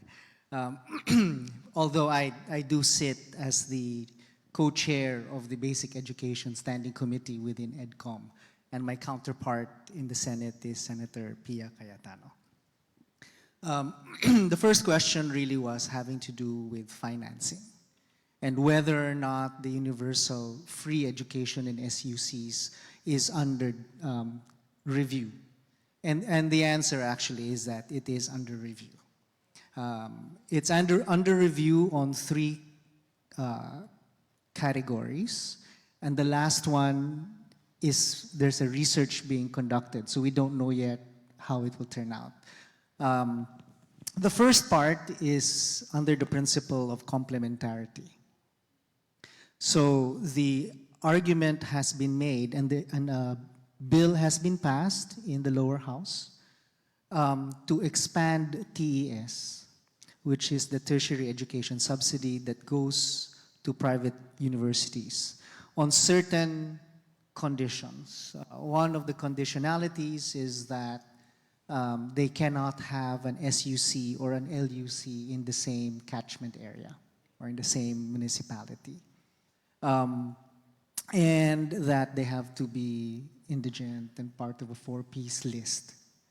Right? The amendment in the lower house along those lines to foreground complementarity between private and public education is to argue that if in fact the courses are not the same, in other words, if the private school is in the presence of an LUC, but in the province, but the private school offers education and the LUC offers agriculture, students of education in the private schools should still be provided with a subsidy, which currently is not allowed, strictly speaking, under the UniFast.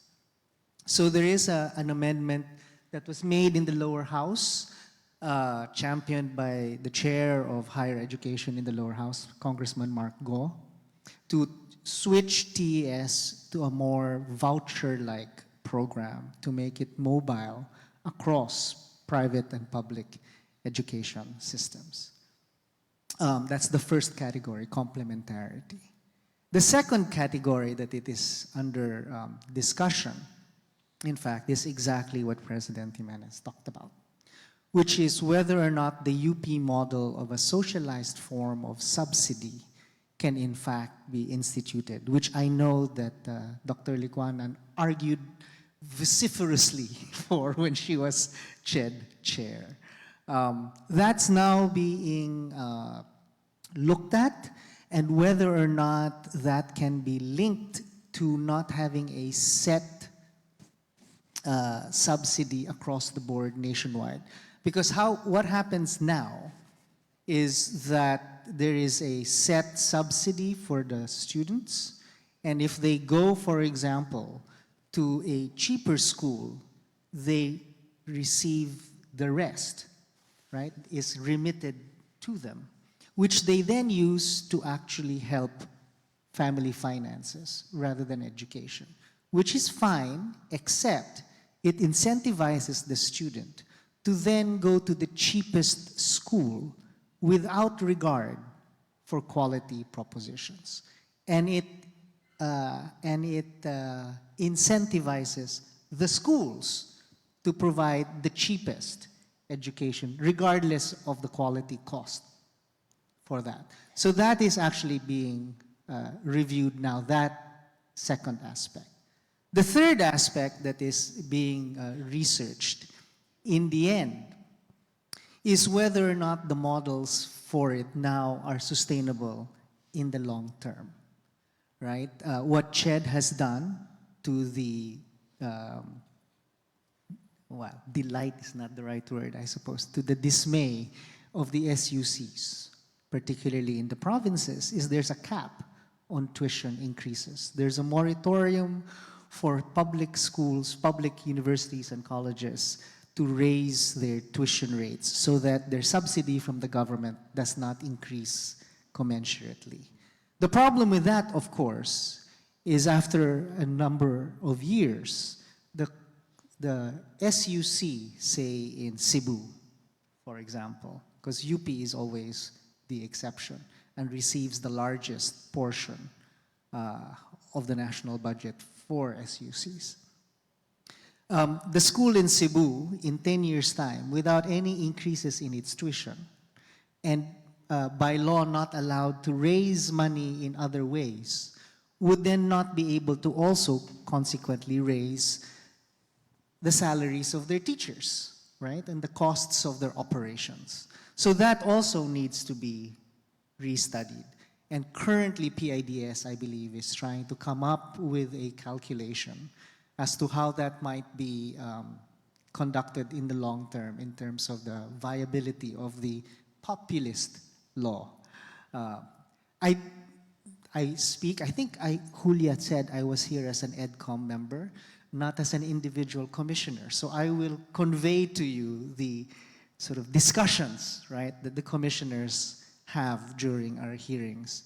And that is one, right? A review of the law, which the lower house is far more willing to tweak than the upper house, just to be upfront about it.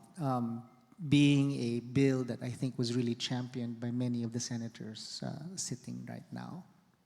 That would be my answer to the first question. The second question is more attuned to what Dr. De Jesus was asking me, which was a question about mental health, right? There is a mental health law from 2018 that is pertinent to college, but is constantly underfunded, right? So the main issue there really is funding. And I believe post-pandemic, the EDCOM particularly, which also contains the chairman of the budget in the Senate, Senator Sani Angara, is far more sensitive to the issues of mental health in college specifically. But in fact, the general tone of discussions in EDCOM is exactly what Dr. De Jesus has said, namely that both soft skills and ability to increase what might be called your adversity quotient for resilience and grit is something that really needs to be dealt with in high school, at least, if not even earlier. So it's a basic education, foundational set of skills that perhaps should be cultivated in the basic education space. Along those lines, we have a 90% vacancy in DepEd Ed guidance counseling positions nationwide because there is a shortage, in fact, nationally of accredited, licensed, with master's degree guidance counselors. And in order to address the short-term impact of this long-term deficiency in actual counselors, the lower house has also passed a mental health bill specific for basic education to allow at least unlicensed guidance counselors not to function as a guidance counselor necessarily, but to create a whole support system beneath them, at least to catch some of the guidance counseling functions that are needed as part of this whole mental health issue, particularly in high school. Along those same lines, there's a move to increase the base pay, right? The entry pay of guidance counselors to motivate more students to take on the job, because truly we do have a large deficiency in number of guidance counselors. And obviously, with the result that says 80% want to work abroad, they have Filipino families thinking or feeling that transnational families are the norm, right? Home life becomes very difficult to imagine the way we may have imagined it before. And the schools now have to catch some of the social dysfunctionalities of transnational families, right? And I don't think we have the infrastructure for that. The last question that I was asked, I believe, had to do with job skills mismatch. It is an ongoing, long-term problem, partly because increasingly, of course, industry is moving much faster than the academy can generally, right? So the academy responds very slowly, industry morphs very quickly. There is a tripartite bill to create a labor council to increase labor intelligence, basically, within government, so that DOLE, DTI, CHED, and DepEd, in fact, and TESDA can get together and figure out ways by which this job skills mismatch can be fixed, whether it be from curricular change or, in fact, the much larger issue that both speakers previous to me pointed out, a shift to lifelong learning and continuing education across all three of our agencies of education, that being DepEd, TESDA, and CHED. We're not there yet. As Dr. Licuanan has said, there are many obstacles as to how or why that be the case. Of course, there's ASEAN integration, there's the Philippine qualifications framework that needs to be fleshed out. There has to be a greater respect for vocational and technical education. There has to be a stronger VocTech. There must be a polytechnic strand within higher education.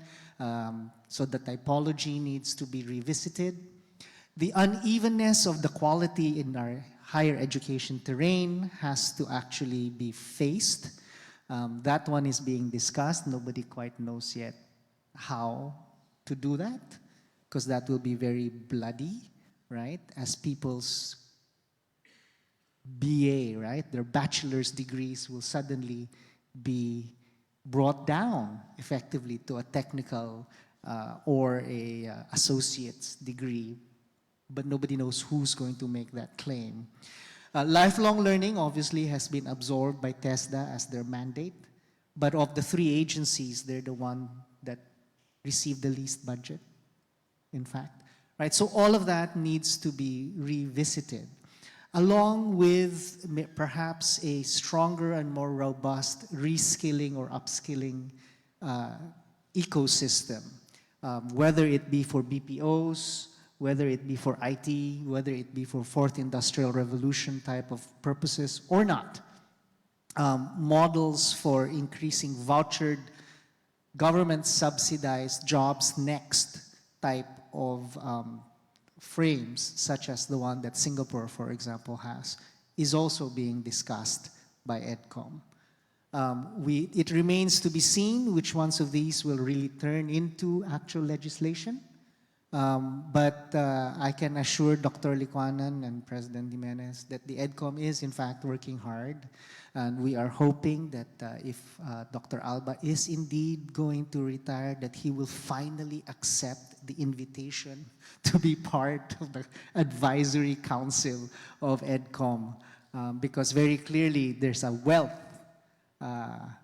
you too, by the way, there is a wealth of experience and knowledge that certainly the EDCOM in its work would benefit from, and would in fact hopefully impact and ripple effect into the kinds of legislation that we pass for the betterment of nation building, as Dr. Jimenez has said. So those are my three questions. But basic education, just as a 30-second rejoinder, because my time is up. Part of our problem is the fourth industrial revolution requires the soft skills that in the past traditional educational systems did not create themselves or organize themselves to teach or to assess. Instead, these have been the purviews of more progressive type of school systems that we feel are in greater demand perhaps, and maybe DepEd in its current size, scale, and magnitude would be very difficult to tweak into creating the kinds of spaces that could in fact do the kind of soft skills or progressive education approaches that we may in fact nonetheless require. So I will stop right there. Thank you very much, Congressman Benitez. And I think everyone here will certainly support the promotion of greater intelligence in government, including labor intelligence. Second, I think his comment on the lack of guidance counselors addresses one of the findings of the research, that our students are not consulting their guidance counselors.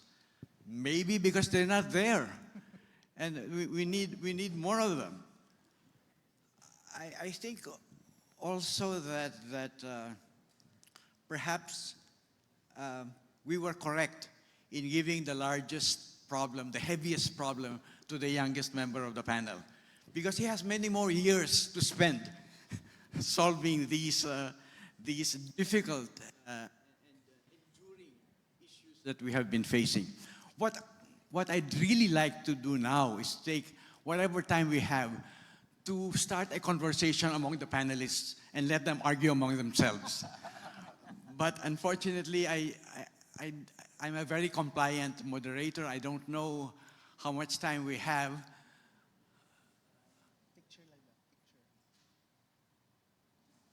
I'm not very proficient in sign language, sorry. Yeah, but before we wrap up, if we are wrapping up, let me just make a few points, now 1 or 2 points. First, let me thank Far Eastern University for supporting this research.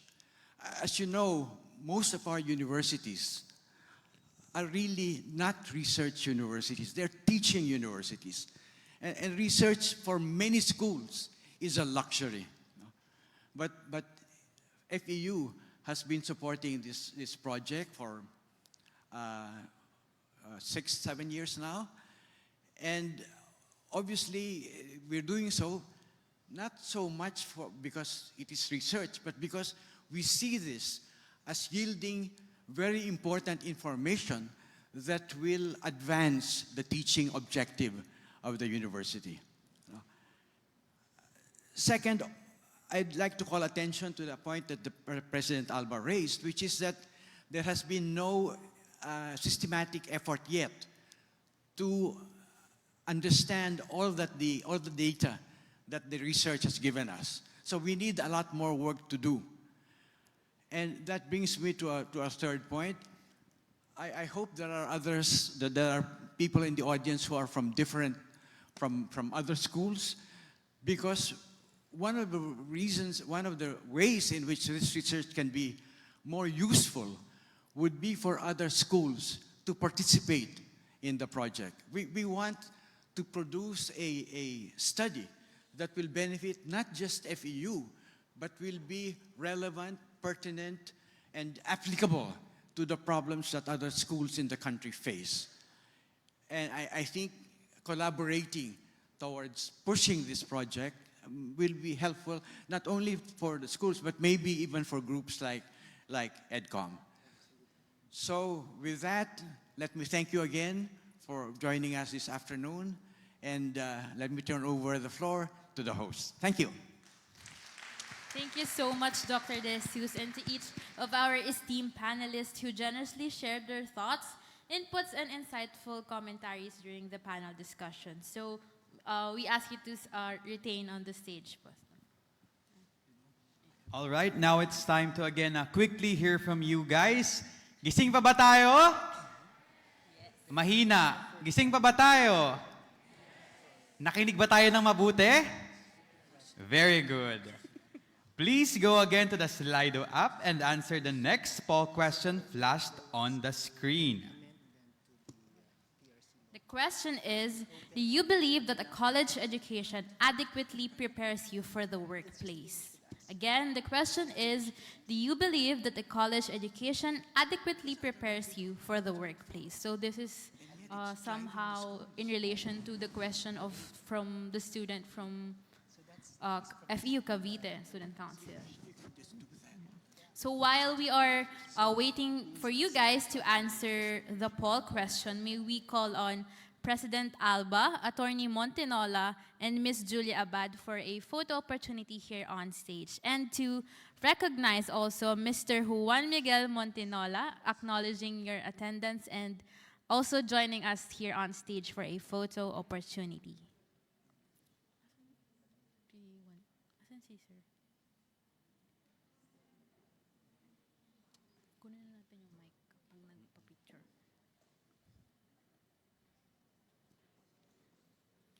So while we are having the photo up, guys, you may answer the poll question so we may present to you the results afterwards. No?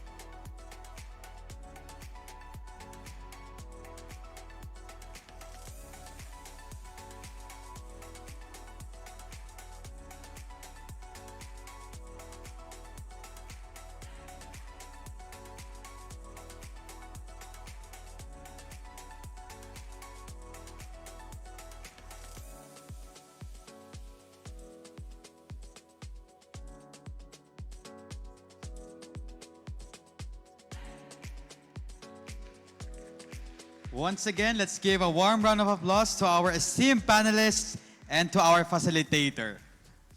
Thank you so much po. And to go back to the last poll that we showed you guys, 47 of you have already answered the poll with the question, do you believe that college education adequately prepares you for the workplace? So 64% of you guys answered no, and 36% answered yes. So majority answered no, that college education hasn't quite prepared them for the workplace. No. Anyone from the students or the other guests who want to elaborate their answer or just share a few experiences as to why you think you aren't quite prepared for the workplace after a few years in college?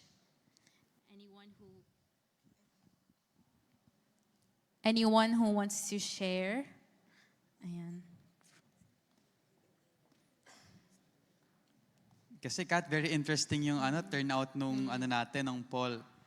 No ang sagot ng karamihan na hindi raw ganon nakakatulong ang college education sa pagiging handa para sa workplace. So, yeah, it's very interesting na dapat kasi ang kolehiyo, yan ang ating stepping stone nga, di ba? Ika nga natin na kaya tayo nagka-college, sabi ng mga magulang natin, para maganda yung trabaho mo, para makapasok ka sa pinapangarap mong kumpanya, and to really harness and hone your skills and whatever talent you have na gusto mong mag-prosper ka in the future. So, at this juncture, siguro mas okay na isama na natin sa diskusyon ng ating esteemed panelists and of course our guests, together with our audience, kung ano yung gusto nilang mga tanong na i-raise and mga... Yes, guys, if you have specific thoughts or question, kahit not in relation to the question, you may approach the mic if you do so. Oh, wait. The panelists will also answer a few specific questions if you guys have. Good afternoon, sir. I'm Hil Tabu from University of Makati. I was on my deep meditation trying to reflect the significance of the presentation of Dr. Alba. When my thoughts turned on things, I read about the glimpse into the future, no? And let me share this.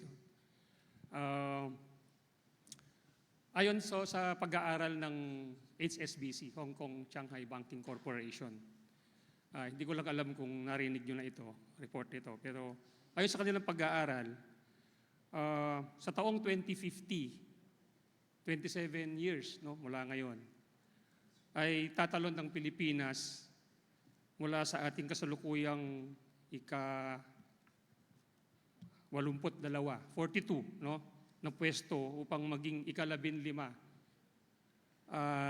na pinakamalaking ekonomiya sa buong mundo, o pagtalon ng 27 steps. Okay? Ngunit kung mababasa natin ang study, nakapaloob dun sa gitna ng article na ang pahayag ng projection ng HSBC ay nakabatay sa pagbibigay ng kalamangan ng Pilipinas bilang isang lumalaking populasyon o malaking populasyon. Ngayon, ang lumalaking populasyon ay hindi masama para sa akin. Ang malaking populasyon ay masama kung pinapalagay natin na pare-pareho yung antas ng produktibo o hindi nagbabago yung antas ng produktibo. But if we realize and if we accept the reality that during adversity, human productivity rises, we will realize that the rising population, which is properly educated and trained, okay, can provide the productivity not only to sustain the increase in population, but also to sustain the economic growth as well. Okay? So, kapag doon din lang tayo pupunta doon sa 2050 na sinasabi ng Hong Kong Shanghai Banking Corporation, at base doon sa binahagi sa atin ni Attorney Jimenez kanina that we are now in the digital world. May I just direct this question to Attorney Jimenez, no? If we have now clearly defined in UP the next trend of jobs that will be available, considering this digital world, considering this AI na binabanggit ninyo, para makasiguro tayo na yung study ng HSBC ay doon nga tayo papunta. Meron na ba tayong curricular offering sa UP that will address the next trends of jobs that will be available in the future, considering this advancement in technology? The answer is not yet. We are right. Just 2 weeks ago, I submitted, for example, university artificial intelligence policy. No? Wala pang buong sa Pilipinas nakapaggawa nito. So, but ang purpose namin doon is to deal with the increasingly sophisticated use of artificial intelligence, not just by our students. You've heard about the cheating, no? Na isang history professor na huli niya used ChatGPT. But we are embracing it because it is there and it can solve many problems, no? But so far, ang ating mga bagong technology, we have created the UP Data Commons. No? It's a common storage to enhance research. And we will be sharing it with the SUCs, yung storage space for increased research. And quite possibly private schools as well, because we wanted to go on with collaborative research. But wala tayong lista na ito na yung mga new jobs ngayon. But we do have started our PhDs, postgraduate studies on AI, artificial intelligence, big data, data science in particular, because these are starting courses. Of course, some elements of even cyber defense, no, cyber security. But ang kadamihan na mga sinasabing new technology, new jobs, ay na-define naman ni Charles Schwab sa kanyang Industrial Revolution 4.0, no? Para bang high-tech wearable things that can tell you your blood pressure, your blood sugar, your heartbeat at any time, no? That you can wear it at any time. Self-driving cars, no? But wala pa tayo. But this is what we found out. We are noticing many students these days, particularly the most creative, are no longer really looking at the job market because they are creating their own jobs. Malaking implication ito sa ating labor and social policy, no? Because, example, ang SSS mo, no? ang PhilHealth mo. So, ang challenge probably in the future would be matching government benefits, like make them portable. It can follow the individual. We are talking to Mascom, ha? Mascom, they're now reviewing journalism. Buhay pa ba ang journalism? Most students, most youth these days, they don't read the newspapers anymore. They get the information from video in social media. May nagbaba on TikTok, no? So they might even change the term journalism, no? Or maybe redefine it, no? The other one is, I told them na yung industrial, we have a School of Labor and Industrial Relations where I'm supposed to teach right now, no? The very term industrial relations is a 19th century concept, parang related to factories before the rise of industrialization. But this is post-industrial age. This is, as a matter of fact, ang sinasabing Industrial Revolution 4.0 nga, no? Internet of Things, artificial intelligence, and everyone can create their niche. As a matter of fact, yung mga kabataan ngayon, gagawa lang ng apps, they sell it for even $1 billion, and they will retire for the rest of their lives. The concern right now among employers particularly, I would note that last question, the earlier question, no, is that I was talking to a very successful contractor, a UP graduate, College of Engineering, very big contractor, hindi lang AAA, siguro 5 stars, no? Sabi niya sa akin, it's wrong to think that the young people, just because they use their computers to get information, he's talking about his engineers na hinire ng company niya, that they know. They know. They're capable. The young people these days, retrieving information from the internet, are very competent. As a matter of fact, he told me that the top 1,000 corporations of the United States in terms of capitalization these days are being led by 30-something CEOs. Kasi mga startup yun, mga startech, no? The young people who are digitally competent are exactly like that, competent. Ito problema nila, sabi niya, sa experience they cannot stick to the same job or focus for a long time. They get bored, they shift to another job. They're easily discouraged, they're stressed, and very high level ang stress. Sa University of the Philippines, sa pansin ko, I'm dealing with them, no? The students are so fragile. Ayaw nilang mapaya sa class.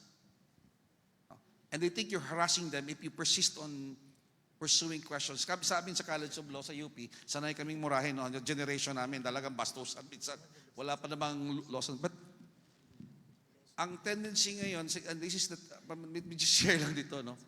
Many of our professors are afraid of the call-out culture. Pag nangaharas ka, i-call out ka ng mga estudyante, no? Ang haras mo lang naman is you're trying to probe deep yung Socratic method, no? Ipupursue mo, i-drill down mo, and they're so sensitive. Ang psych serve ng UP Diliman, yung phone, hindi na makakope sa demand. And we noticed that before, di ba, yung Filipinos, there is a stigma attached to meeting a psychiatrist. Parang you're crazy or something. Hindi na ngayon. And we found out we cannot afford psychiatrists because they cost between 2,000 to 4,000 an hour. We don't have those. Na-mention nga, kulang sa guidance counselor. Psychiatrist pa. Napakamahal. So we're doing peer counseling, training, and I'm calling, in fact, for a summit on wellness sa UP. No, right now, I think 2 months from now, kasi it has become dangerous. No, these very serious problems concerning wellness in UP are, I cannot give numbers because they are covered by privacy laws. No, but it requires very extreme na po yung iba, no, na nangyayari. So these are the concerns. The students are me-centered generation. No, you have they claim they can claim any gender that they want. No, but ang tingin natin is that ang fear ko talaga is this, no, in a larger scheme. It's a VUCA world. We've heard of the VUCA world: vulnerable, uncertain, complex, and ambiguous. The change is so fast that the human ability to adapt is really strained. No? And sa sociology, meron kami, my sociology was undergrad, no? There's a sense when expectations don't meet reality and you feel lost because many of the values that used to undergird a previous culture that is gone already because of the digital age is no longer work under the new age. So may sense of social anomie, people getting lost, people get anwa. So this could be a certain stage in human history because I think that we are living today in that critical shift of civilization, but we just didn't notice it. Remember this. A long time ago, you can expect your great-grandfathers to live the same lives as their grandsons or great-grandsons. Today, I can expect you, if you have kids, will live a different life than you had today. It will be completely different because of the fast-changing movements of history. So, feeling ko, we have yet to really grasp with the fast rate of change. Itong fear ko, no? There could be a human parsing, no, in the sense that the species or the type of individual who exists today who cannot cope with change might just simply disappear by natural selection. I mean, I'm talking about physically survive. But these are all my thoughts about this, though, because it's a day-to-day problem that I face. And I realize this phenomenon of young, stressed youth is global. The high rates of suicide is rising everywhere in the world today. DJ, this has come up time and again in this discussion that the needs of students and how we are understaffed. There are not enough mental health professionals. Let me just share a project that I tried when I was still, in the universities. Basically, that's true. There are and students don't necessarily go to the guidance counseling clinics. But a very important part of finding out how students are is the classroom teacher, the homeroom, I mean the English teacher, because she handles the class, she reads their essays, you know. So we train them basically with just the basic skills. I guess it's like the concept of the barefoot doctor, you know. You just train them to spot danger signs, you know, if they look slightly differently, if they write things in their essays that are a little bit disturbing, that she's able, not just able, but willing and caring enough to spot this and then possibly lend a listening ear, because that's the first step in helping, is just listening. And so that can be done with minimum training from to a good teacher who is really kind of student-oriented. No? So I would say it's basic, those who handle the core courses in a sense, because they can spot the problem. And then if they're more serious, they can be referred to a real mental health professional, but at least they do the first steps. I think FEU can try that. We tried that at the Ateneo and at Miriam. You know. So let me share our FEU experience. What we did was to implement what we call the FEU Learning Journey. This is a one-unit course that all students, I think, take every SEM. And one of the requirements is for them, they would be given, I think, about 20 bucket questions, bucket, B-A-K-I-T, bucket questions to answer, and they can select 5 to answer during the SEM, tama? So the answers for now are given to faculty volunteers who process the essays. And we've actually had cases where the faculty assigned felt that a student was at risk for mental health problems, and so it was an early way to detect. But going forward, what we intend to do is to actually use natural language processing using machine learning, so that it can be automated to understand the students who might be at risk.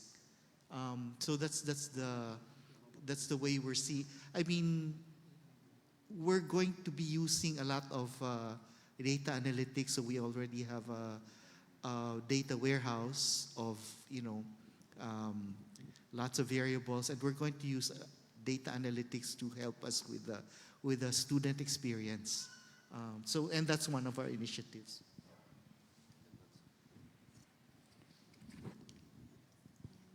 Thank you for that question and yung answers din po ng ating panelists. No? Any follow-up questions regarding that topic that have raised? Yes po. So after this question, may we call on the FEU Cavite Student Council President earlier and re-raise your question that you mentioned earlier. Hi po, I'm Teddy Peña from Philippine Business for Education. I particularly want to discuss the preparations for college students for the workplace. Just based on my own experience, soft skills really wasn't a thing in college, which, like what the UP president mentioned, the soft skills were usually because of org work, yung mga ganun, extracurriculars. For the pandemic babies or pandemic graduates, wala talaga silang opportunity to understand soft skills or even understand the concept of internships. So the younger generation has a lot more difficulty now entering the workplace. But aside from the lack of preparation for the workplace, there's also the lack of preparation for college, diba? Not a lot of students know how to choose college programs, how to choose schools, what to expect, diba? And that's also because of career counseling, lack of career counseling, and everything that was mentioned a while ago. So I have two questions that anyone can answer. The first one is, how can tertiary education or higher education institutions support basic education in terms of college preparation? Because yun yung lacking right now. How can we prepare students for college, or how can we make them excited for higher education? The second one would be, how can higher education better prepare students for the workplace? I guess just asking for your opinions now as experts in higher ed. Yun lang po. Thank you. Oh,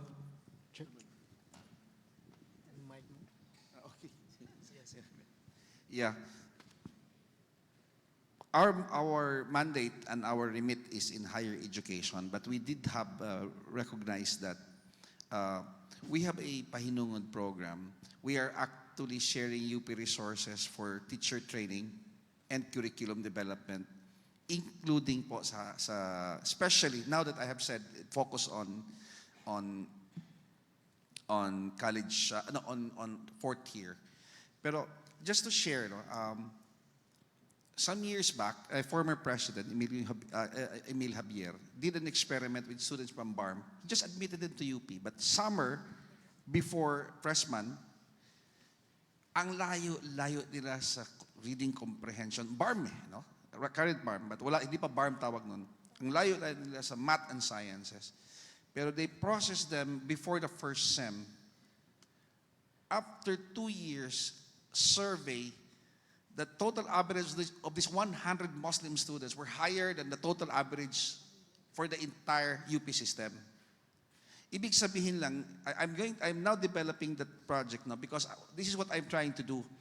UP as a national university must approximate universal access. Online yon. However, I would like to do targeting. Kasi kung hayaan mo lang yung UPCAT, talagang private school lang talaga makakapasok. Hirap na hirap talaga pag, guys, let's say you are in South UP, in Cotabato, no? South Cotabato, South UP, or say you are Surallah, no? Medyo mahirap talaga. So what we're trying to do here is identify children from particular socioeconomic background, yung pinakamahirap talaga, and also geographically the most remote. And we will focus our intervention, high school pa lang. We will search them out earlier pa lang. Aside from automatic na yun, gusto ko nga automatic na pag valedictorian or depende kung sa valedictorian, pero sabi sa akin, ang dami daw nun. No? We will revisit those things. It used to be before sa UP, pag top 10 ka na public school admitted, wala namang UPCAT in the 60s, 50s eh. And UP reached where we are without those UPCAT.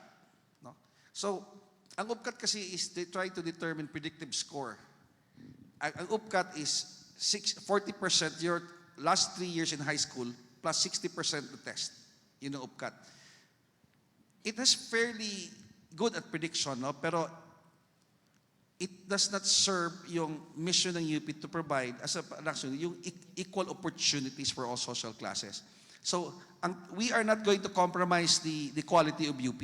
What we're trying to do is direct intervention sa high school level, no? But targeted. We cannot go for the rest of the country, no, because UP lang naman ang remit in terms of admission. But what we are trying to do is more cooperation with SUCs. And we're doing it now. On September po, nagpapatawag po kami ng summit on SUCs precisely to talk about sharing research, sharing our educational resource, including po producing digital content in education wherein the best professors from anywhere abroad na UP, for example, can be shared with other SUCs and co-creation of digital content. Kasi hindi naman lahat ng courses ng UP nagpi-fit sa iba-ibang schools eh. No? Hindi yung polisay sa UP doesn't mean immediately automatic pareho ang credit sa MSU or sa Batangas State U, no? So co-creation of digital content, and we are going to harness online education. Believe me, the power of digital technology is so compelling right now. Kung nanonood kayo ng, let's say, Game of Thrones, kita niyo how compelling the dragons are, no? Ganun, no? We can convert that into to delivery lectures on, especially we start with general education, and it may even be shared high school. Ang key namin dito is that, of course, we are continuing to develop our level sa undergrad, masters, and doctoral, no? But what we want is to improve our undergraduate education in general across the SUC system and broaden the feeder base for UP. Gusto namin ang undergrad sa UP, PhD track na yan. I know one of the most embarrassing, I know, chairman of the board of regent, Tati Dicuana, knows this, no? May nakatago kaming, meron kaming a little na embarrass sa UP about one thing. Alam niyo ba na ang peers namin sa ASEAN, ASEAN, no? Peer natin, ha, na same level, is 75% PhD ang faculty nila. Ang UP 35% lang. You'll be amazed at paano tayo nakakalaban. So right now, I'm targeting 1,500 PhDs to teach in UP. But I would like to share that with other, even high schools, no? Kasi inimbita natin ng other SUCs, dito na kayo kumuha ng PhD. Maglalagay kami ng slots for other SUCs, dito na kayo kumuha. And we can even nominate sa slot ng UP for overseas kasi may mga program na meron tayong opportunity at collaboration na walang takers from UP. We can even share that with other SUCs. But all of these things, we have 300,000 alumni. 300,000 alumni na mayayabang. Anyway, nag-commit na sila sa atin, no, na tutulong talaga sila. No, ibig sabihin niya, ano yun, word ko lang. They're very proud, no? And they want to be able to help sa plan natin to intervene doon sa high school pa lang. And I'm talking about math, I'm talking about sciences, and I'm talking about reading comprehensions. 3 areas where we are very behind. Can I respond also? I think this is where all the depressing statistics, is it okay to come out with them? Right? 90% of our basic education students are not reading at the grade level appropriate, right? So they are deficient. In other words, only 10% of the public education students nationwide, although this also incorporates private schools in terms of the study, they're just a little bit better than the public schools. So only 10% are reading at the appropriate grade level. So the issue really is in basic education. There were 2 questions. One was, how do we prepare them in high school? And then what can tertiary education do? I'll start with the other end because it's in a way, an easier intervention, but whose impact actually is less clear in the long run, right? Dr. De Jesus was saying, basically, your intervention has to be much earlier. But it's easier to tweak higher education, in a way, than it is to tweak basic education. So the first is the way in which you feed into the ecosystem of teacher training is absolutely crucial. So EDCOM, and again, we'll speak as a EDCOM member, is in the middle of reviewing, and there's a special task force specific to teachers' education to improve the licensure exam, the passing rate of the licensure exam, the accreditation of teaching colleges, the content of what you teach the teachers to teach, and what you assess the teachers as able to teach. There are a number of studies that have come out. For example, a teacher specializing in math for the early years makes no difference what your specialization is, but it increases in impact as you go further up and disciplinarity increases in terms of the content. But that is also not how DepEd does it. Right? So the first piece is fixing teacher education at the teaching colleges, right? The education colleges, both in curriculum and in what you assess them. and in providing perhaps scholarships and incentives for better students to go enter the teaching profession, right? Because generally our best students go into nursing, health sciences, and so on, that can allow them a fast track overseas, right? So the students that generally enter education are not necessarily the cream of the crop on the whole, right? Obviously, there are exceptions to this statement, this generalization. So there are teaching excellence incentives that are going through Congress now and are being discussed in EDCOM. That's on the tertiary side. In other words, it has to fall along two categories. One is, in fact, the teaching colleges that will feed into your basic education, and obviously a general improvement in the ecosystem of your graduate courses, right? There are no research universities in the Philippines. And can I say that out loud? Tita Tati. We have comprehensive teaching universities, but we do not really have research universities. Partly because we do not have an ecosystem that will fund research. All universities, including state universities and colleges, live off enrollment and tuition pesos, right? And it is not fair to the student to skim from that tuition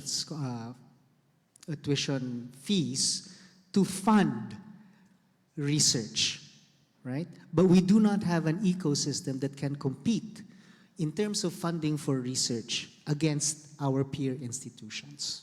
That's number one. Number two, UP itself does not have enough PhDs.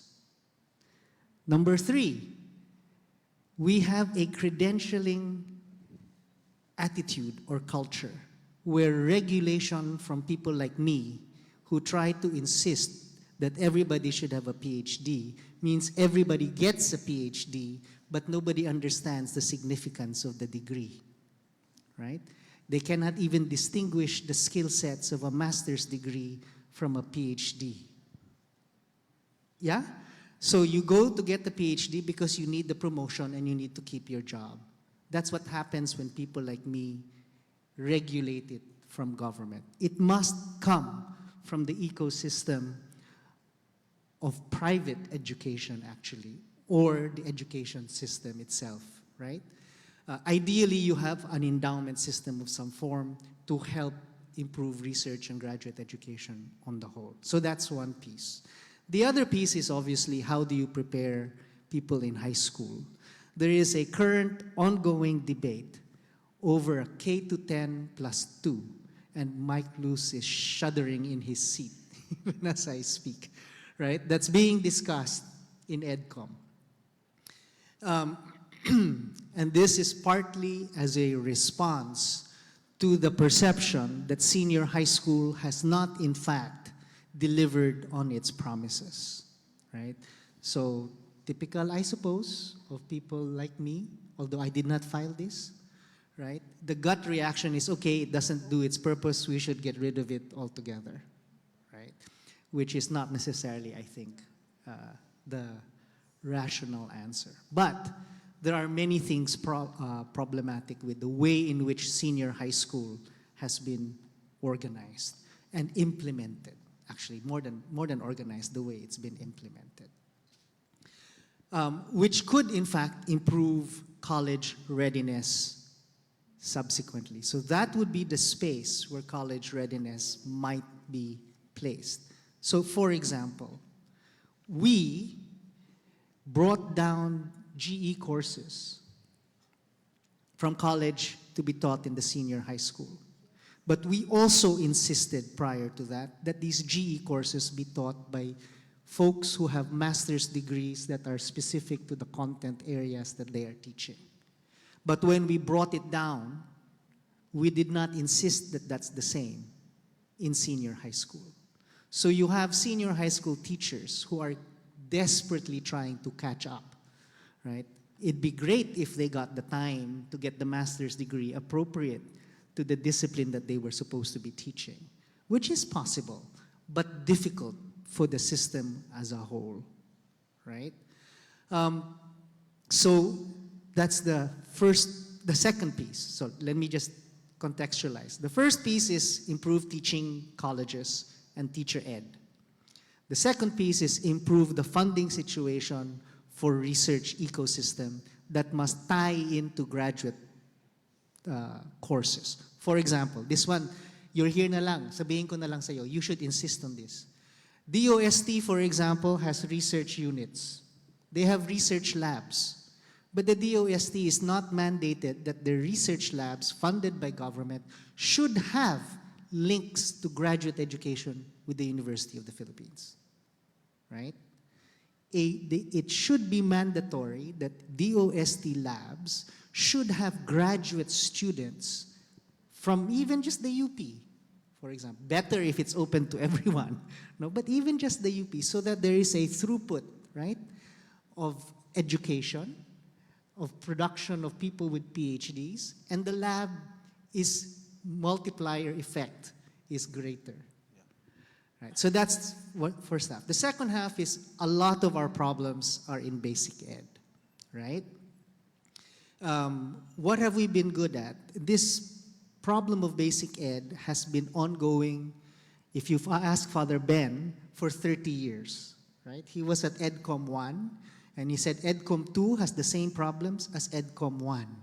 I heard all of these arguments before, all of these issues 30 years ago, and we've done nothing really to fix them, right?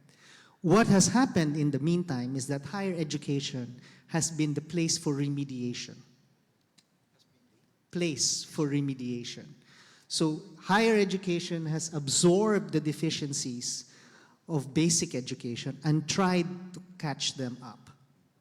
But we have reached a point now where the deficiency is so high that higher education cannot be the space sufficiently for remediation, right? That is also why, even if you free space for electives that might be transdisciplinary or interdisciplinary, it gets filled with courses by the universities, right? Because they must remediate. The professors, the deans feel the need. They cannot trust calculus from senior high school, so they must reteach calculus in some form in college, right? That needs to be addressed. That also needs to be fixed, right? So much of our problem stems from basic education. Job skills. What are we good at in terms even of our labor exports in general? We are good at, in fact, courses that have job internships in them. Those that have clinical internships in them. Those that have exposure to on-the-job training of a sufficient type. That's where our students, ang galing ng Pilipino, actually, they gain everything that they need from that, right? So perhaps what higher education can do is increase the modalities and the length of on-the-job exposure and training. And there are multiple models that could be, in fact, explored, none of which should come from legislation. It should come from the schools. Thank you very much, Congressman Benitez. And what he just said will tell you why he is one of my favorite congressmen. I think we can all agree on the principle that it's always less costly to fix things upstream rather than downstream. And this role of college as remediation has been our dilemma, a source of all kinds of problems that we have tried to trace. But I just want to, number one, say that the situation is not all bleak. One of what I feel is an upstream problem that apparently Congress is now ready to deal with, is finally to open that black box of the licensure exam. because we don't know what's in it, and yet it drives colleges to certain modes of behavior that are not really functional. We don't know whether what they're teaching, which will enable their students to pass the licensure exam, is what the teachers need in order to educate the children. So if you can get that done, it's a 25-year project that we have failed to address. But secondly, I think the issue of PhDs, that's again a remediation problem. If you're going to insist on that for basic education, even for senior high school, which is basic education in our system, I think we're opening up a Pandora's box again. Because let me just remind you of some of you may have heard of Onofre Pagsanjan. He never got a PhD. I think for a long time, he didn't even have an MA. And yet he's trained generations and generations of students who have gone on to lofty positions in their professions and in government. So it's not, or another example, long ago, it was possible for a BA graduate to teach in college. And they didn't seem to have done such a bad job of it. No? Now we're requiring PhDs, and I used to say, actually when I was at FEU, that I would rather take a BA from UP than a PhD from I don't know where into the FEU faculty. And that's what we did. So I think I would be very careful about the PhD. It's another example of the credentialing orientation. You get a PhD and therefore you can teach college.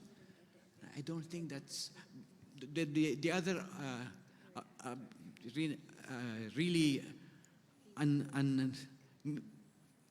inconceivable issue is you have a PhD who cannot teach in basic education because they hadn't passed the licensure exam. I mean, what? It's You can, just as an anecdote, they say 1 minute left. okay. Anecdote lang, Doc. I was president of PWU. I wanted to teach. My PhD is in comparative literature. We do a teacher's education major in English, right? I went to Cornell for my English degree. I offered myself to my dean to teach that one course on English literature, right? And my dean said, "Sir, hindi ka pwede kasi wala kang licensure exam." So sabi ko, kahit na panakip butas, "Sir, kasi hahanapin ng accreditor yung licensure exam nyo." So sabi ko sa dean, "I challenge you, find a faculty member who's better educated in English literature than myself. If not, let me say the accreditor." But at any case, she said, "Sir, wag na lang kasi mas mahirap pa yung kung aawayin mo yung accreditor." Diba? So I ended up not teaching, right? Because I don't have a licensure exam in education. The other one that I have a story for is somebody's undergraduate was in economics and had an MBA. The dean of the business school said they cannot teach business administration because they are not aligned. Aligned. Their undergraduate and their graduate degree is not in business education. And the accreditors will look for that because how can they teach what they have not experienced, namely the undergraduate curriculum of business education, right? So of course I said, there is a logic to why it's called a master's degree, right? They have mastery over their field. How can you not let them teach an undergraduate class in business administration? But those are the ways in which our credentialing culture impedes, right, a stronger ecosystem of graduate research orientation that does, in fact, expect people to contribute to knowledge formation rather than just keeping their jobs. Sorry. Guys, Senator Francisco Benitez in the next election cycle.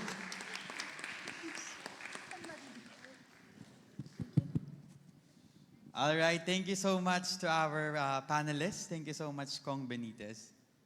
So at this point, we want to call on the president of the FEU Student Council for your question earlier and a reactor from YouthLed. Please approach the mic for your question earlier.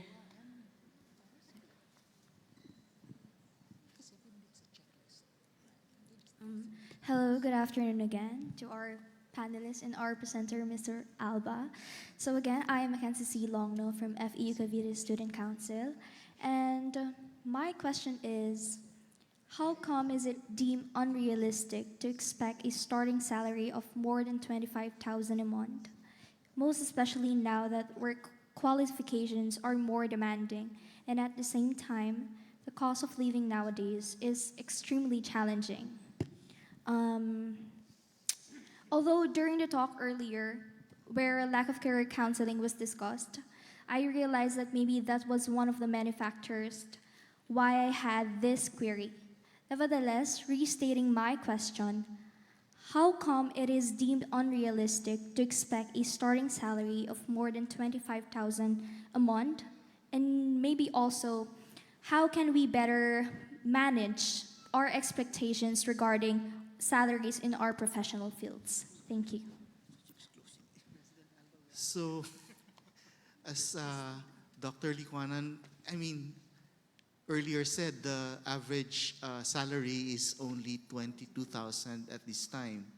And unfortunately, we cannot beat market trends, right? If that's what the market dictates, if you don't accept a job offer at 22,000 and you're waiting for a 25,000 job offer, then you'll remain unemployed for longer than, until you find a job that offers 25,000. And that's, well, anyway, so that's of course it depends on the course. Like, as far as I know, if you did programming, computer programming, you'd have a higher salary in your first job. But like if you were a teacher, it would probably be at 18,000. Anyway, so that's you can't beat market trends. What can you do? But maybe can I go back to the earlier question on how we prepare our students first for college. Let me just cite the FE experience. What we want to do, what we are trying to do in senior high school is, at the start of senior high school, we ask our students to take the college readiness test. And then at the end of grade 12, we ask them to take the same test. And that gives us a measure of how much we have improved, we have prepared the students for college, and that gives us a feedback loop on improvement areas. So that's the first thing. The second thing is on career preparation. I think what is very important is to bring the students close to the world of work at the very earliest stages of their college years. So for instance, one of the things I've been pushing, but which is hard to do, pushing our deans to do in FEU is the first month of the school year, freshman year, they should be bringing the students to the different possible work areas. So if you were like in accounting, they should be brought to the accounting offices, and somebody from HR will explain the different jobs in accounting. If they're in IT, they should be brought into the different possible, first jobs because because the students should be brought to places of work. They should find out early on whether it's really aligned with their interests and it's something that they will sacrifice for. And maybe and then at the end of the second year, maybe they should start mentoring programs with people in industry to help them prepare for the discipline, for the major subjects, so that it's the mentor who actually says these subjects are important if you want to do this. And it's just again good academic advice, I think. Anyway, in FEU we have recently engaged the IFC, the International Finance Corporation of the World Bank, in a project which is called VITE, and it's intended to help our students to enhance their employability. So that's again school-wide, it's an FEU-wide initiative that hopefully will bear fruit soon. Anyway, so you. All right, thank you so much, Dr. Alba, for answering the question. Again, we may call on the representative from Youth Led to further react or respond to the question earlier. Good afternoon, everyone. My name is Marian Villar. I'm the program officer of the Youth Led program of the Asia Foundation. So first of all, I'd like to congratulate FEU, Public Policy Center, of course, led by Dr. Alban, on this survey that you did. There's really a lot of opportunities also to validate and triangulate with our own national youth survey, no. But I want to specifically highlight one part of the results, specifically on working abroad, no. It says in the survey results that there's 86.4% said they prefer working abroad after college, which is alarming because that's very high. And if you think about it, that's a big loss for the Philippines, no? Kasi other countries would benefit from it, and magbe-benefit yung other country from the very students na tinuturuan natin. And to be fair, nag-thrive talaga sila abroad. So the opportunity is really that attractive, and even yung mga classmates ko nun sa UP, most of them are already abroad, no?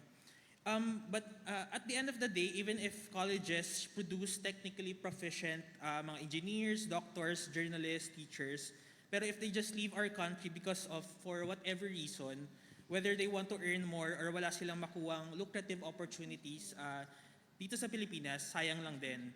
And all the more that we really have to enhance how we are able to teach our students, whether that be in basic education or higher ed, the concept of citizenship or civic education. And magandang reminder lang din kanina what was mentioned na education is, kumbaga yung tanong na para kanino ba yung education, for whom? In the work that we do in the Asia Foundation, we are working with the Department of Education, with UP-NCPAG, and other partners like PBED to enhance and institutionalize civic education sa ating K-12. As what Attorney Jimenez mentioned earlier, that the importance of mainstreaming values education. No? I guess I just want to put in the table, because I know there's a plethora of challenges, no, and issues na hinaharap natin na kailangan i-address when it comes to education. There's really a tall order for EDCOM 2, and of course, CHED, DepEd, no? But I hope beyond the technical competencies na tinuturo natin sa students, I hope mga schools natin, other stakeholders won't forget to really provide that civic space or platform for our students where they can develop and foster their love of country. Kasi yun nga, probably in the long run, when we're able to really maturo natin sa ating mga estudyante yung love of country, probably that's also an answer to the challenges na they work abroad, no? And keep them asking, para saan o para kanino ba tayo nag-aaral? Yun lang po. Thank you. Thank you so much.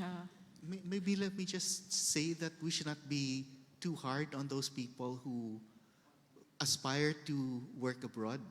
From my own experience, or I should say, from what I've seen of, the trajectory of people, they tend to work abroad for a while, but then inevitably, eventually they come back. And the good thing is they've absorbed values that on productivity, on promptness, on that actually go against the culture of accepting mediocrity. So it might be a good. I mean, there are benefits as well to having work experience abroad, I think. Yes, I agree, Mike, but I was quite shocked by that percentage, 84%. And what I would have hoped is in the design of your CES, we can compare whether, is this a change from 2015? Because if you have that kind of data, it would give us more insights, no? Because I do hear that from my friends that, oh my gosh, I just advised my kid to look for a job abroad, and they were so shocked by themselves. So I wonder, we want to understand that phenomenon. Is it an economic thing? Is it a political thing? But we have to understand it better. But the other thing I wanted to say about love of country is that that's not through any kind of coursework, I think basically, and that's where this whole person education comes in.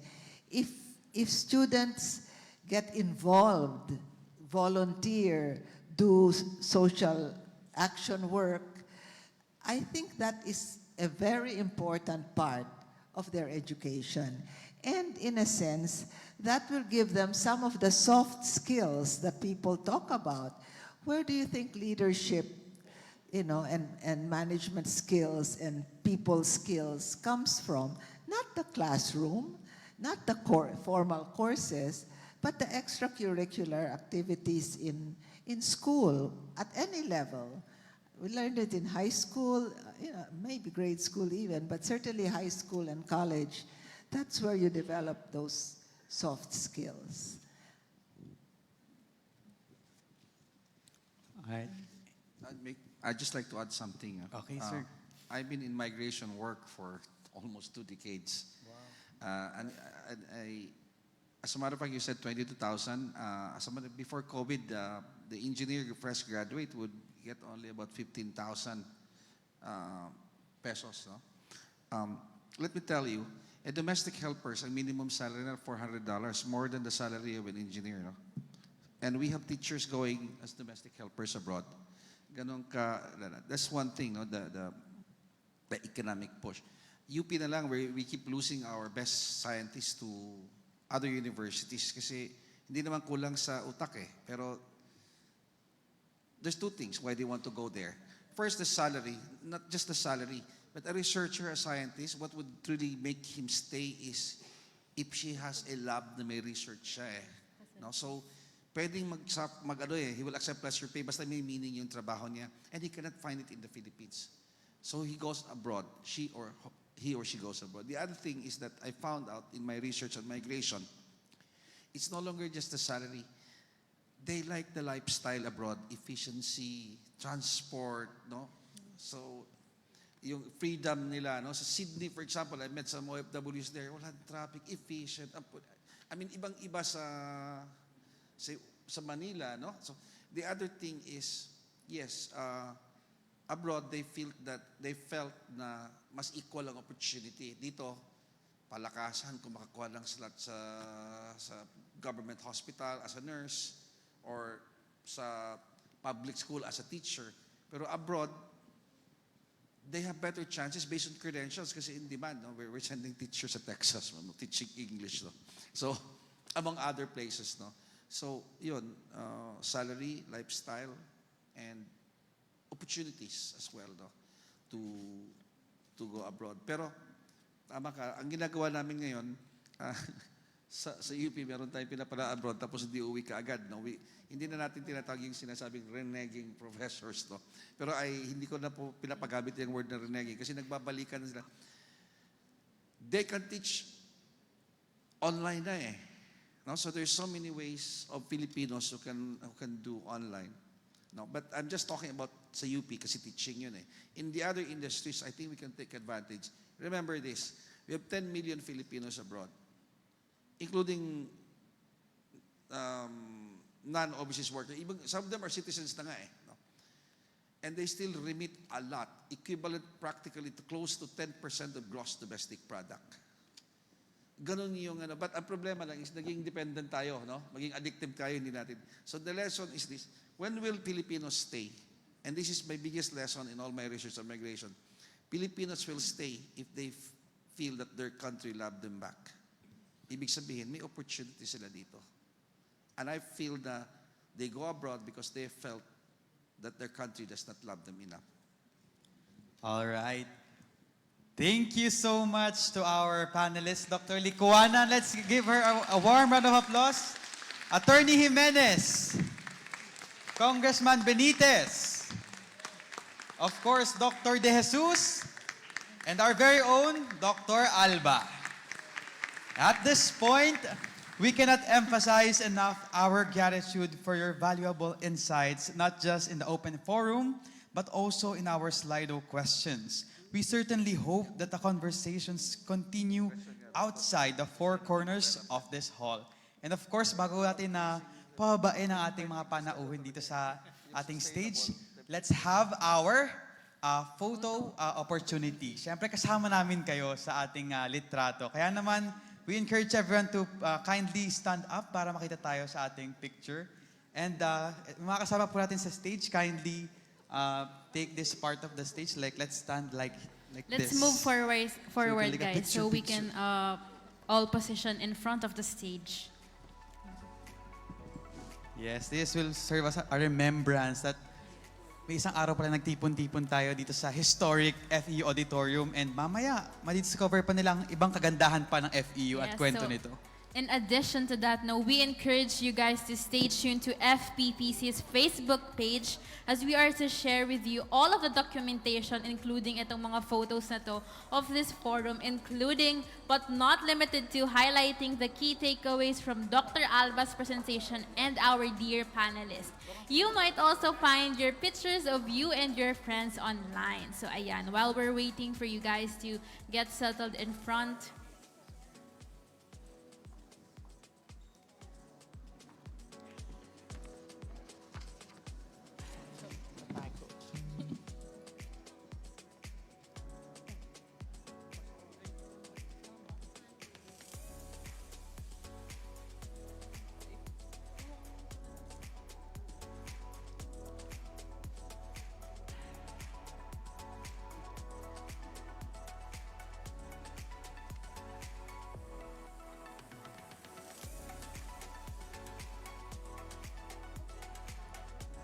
All right, let's compress a little bit po. Move a little bit closer po to the center.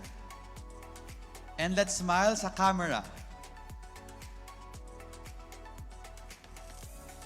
All right, let's count. 1, 2, 3, smile. Another one. 1, 2, 3, smile. A little bit closer pa para kasya-kasya tayo. Closer pa po sa center stage. All right, 1, 2, 3, smile. 1, 2, 3, smile. Waki, 1, 2, 3, waki shot. Any fun pose? 1, 2, 3, last shot. All right, thank you so much, everyone. All right, for our closing remarks, we have Miss Georgina Hernandez from Harvard Kennedy School. Okay, good afternoon, good almost evening, everyone. So this will definitely be short. And I think this remarks is delivered from a millennial to a Gen Z. As early as 2017, the characteristics of a Gen Z has been closely studied. Yes, please. And today, I think the presentation from microphone. Okay. So again, good evening, everyone. I am Georgina Hernandez, representing the HKSAA Philippines. together with Gianna and Julia. And as we've heard in the discussions today, Gen Z is a generation marked by adaptability, innovation, and global perspective. A study as early as 2017 has noted this generation's tendency to embrace social learning. Most of them say they learn best by doing, yearning to explore the skills and perspectives the world offers through hands-on experiences and learning systems that have little or no barriers to access. But today, what we've really heard is the power of data from the CES, the College Experience Survey. It's one of a kind. We haven't seen a study as in-depth as that and as longitudinal as that. And hopefully this will just be the start, and would like to reiterate the invitation from Dr. Alba for the different academic institutions to really study the data, do a deep dive, and help also make sure that policies and plans are informed by data and evidence the same way that we saw today. And we would like to thank former Commissioner of Higher Education Chair Patricia Licuanan for sharing her ideas. What I particularly liked was managing the trade-offs by being more learner-focused instead of this versus that. We don't have to choose. We can have an integrated approach if we are more learner-focused. And we also thank Attorney Angelo Jimenez, an HKS alum himself, and President of the University of the Philippines, for sharing emerging trends in higher education and the global workplace. He talked about competitiveness on research and graduate education, the importance of building a global reputation, and also the context of education in digital age. And Congressman Kiko Benitez, future Senator ba daw po? That's what they said, part of the recap lang, no? For sharing updates on groundbreaking EDCOM 2 and factors that, updates on EDCOM 2 and factors that drive Filipino youth both into and away from securing their college degree. So covering topics on financial support to education, mental health services, reviewing the law to make sure that we're able to maximize the use of resources. And of course, Dr. Edilberto De Jesus, Board Chair of the FEU Public Policy Center, for facilitating the panel. Perhaps one thought I would actually just really like to share, almost everyone mentioned the importance of soft skills, but maybe we're around academicians. Perhaps there could be a different way of referring to soft skills, because it really is a very hard task to instill among people, and maybe then we'll be able to really integrate it into the curriculum so that it will help form our future leaders in business, in the academe, also in the private sector, but most especially in the public sector. And our fellow alumni, from HKS, Liping, Mike, and from the board also, thank you very much to Gianna and Julia, and everyone watching on Facebook Live, and Lorenzo, who is also with us, for making this forum possible. I hope this would not be the last of our collaboration towards embodying the HKS's thrust towards bringing about much needed change in our policies and in our institutions, and also in doing our share towards nation building. Thank you very much, and have a good day, everyone.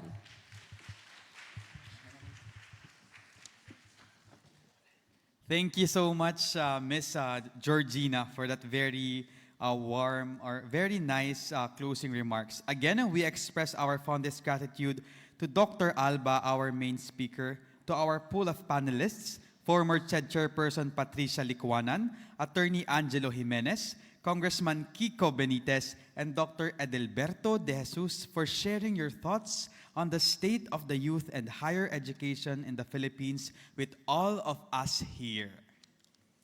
Please give themselves a round of applause again. Ayan. So may today's conversation open more opportunities to make college experiences fulfilling for every Filipino youth, no? And beneficial also to the economy and our collective aspiration for a better society. No? Before we officially close and bid goodbye, we want to share everyone now, for those who have yellow wristbands, kindly proceed to the registration area outside the auditorium, and we will distribute a few takeaway home snacks for you guys to take home. And for those with purple wristbands, kindly proceed to the area in front of the elevator so that the FEU guides can help you in touring within our university. I hope our university makes you feel welcome, as it has been our embracing home for years. Again, thank you very much for your time and participation. This has been CA Sitson. And it is Kat Cipriano, your green and gold host for today. Magandang hapon po sa ating lahat.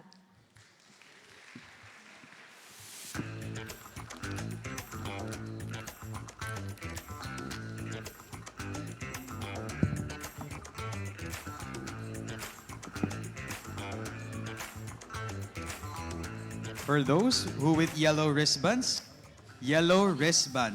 kindly proceed to the registration area outside the auditorium. We will distribute snacks to go. For those with purple wristbands, kindly proceed to the area in front of the elevator and wait for the FEU guides to assist you. Thank you again and have a nice afternoon.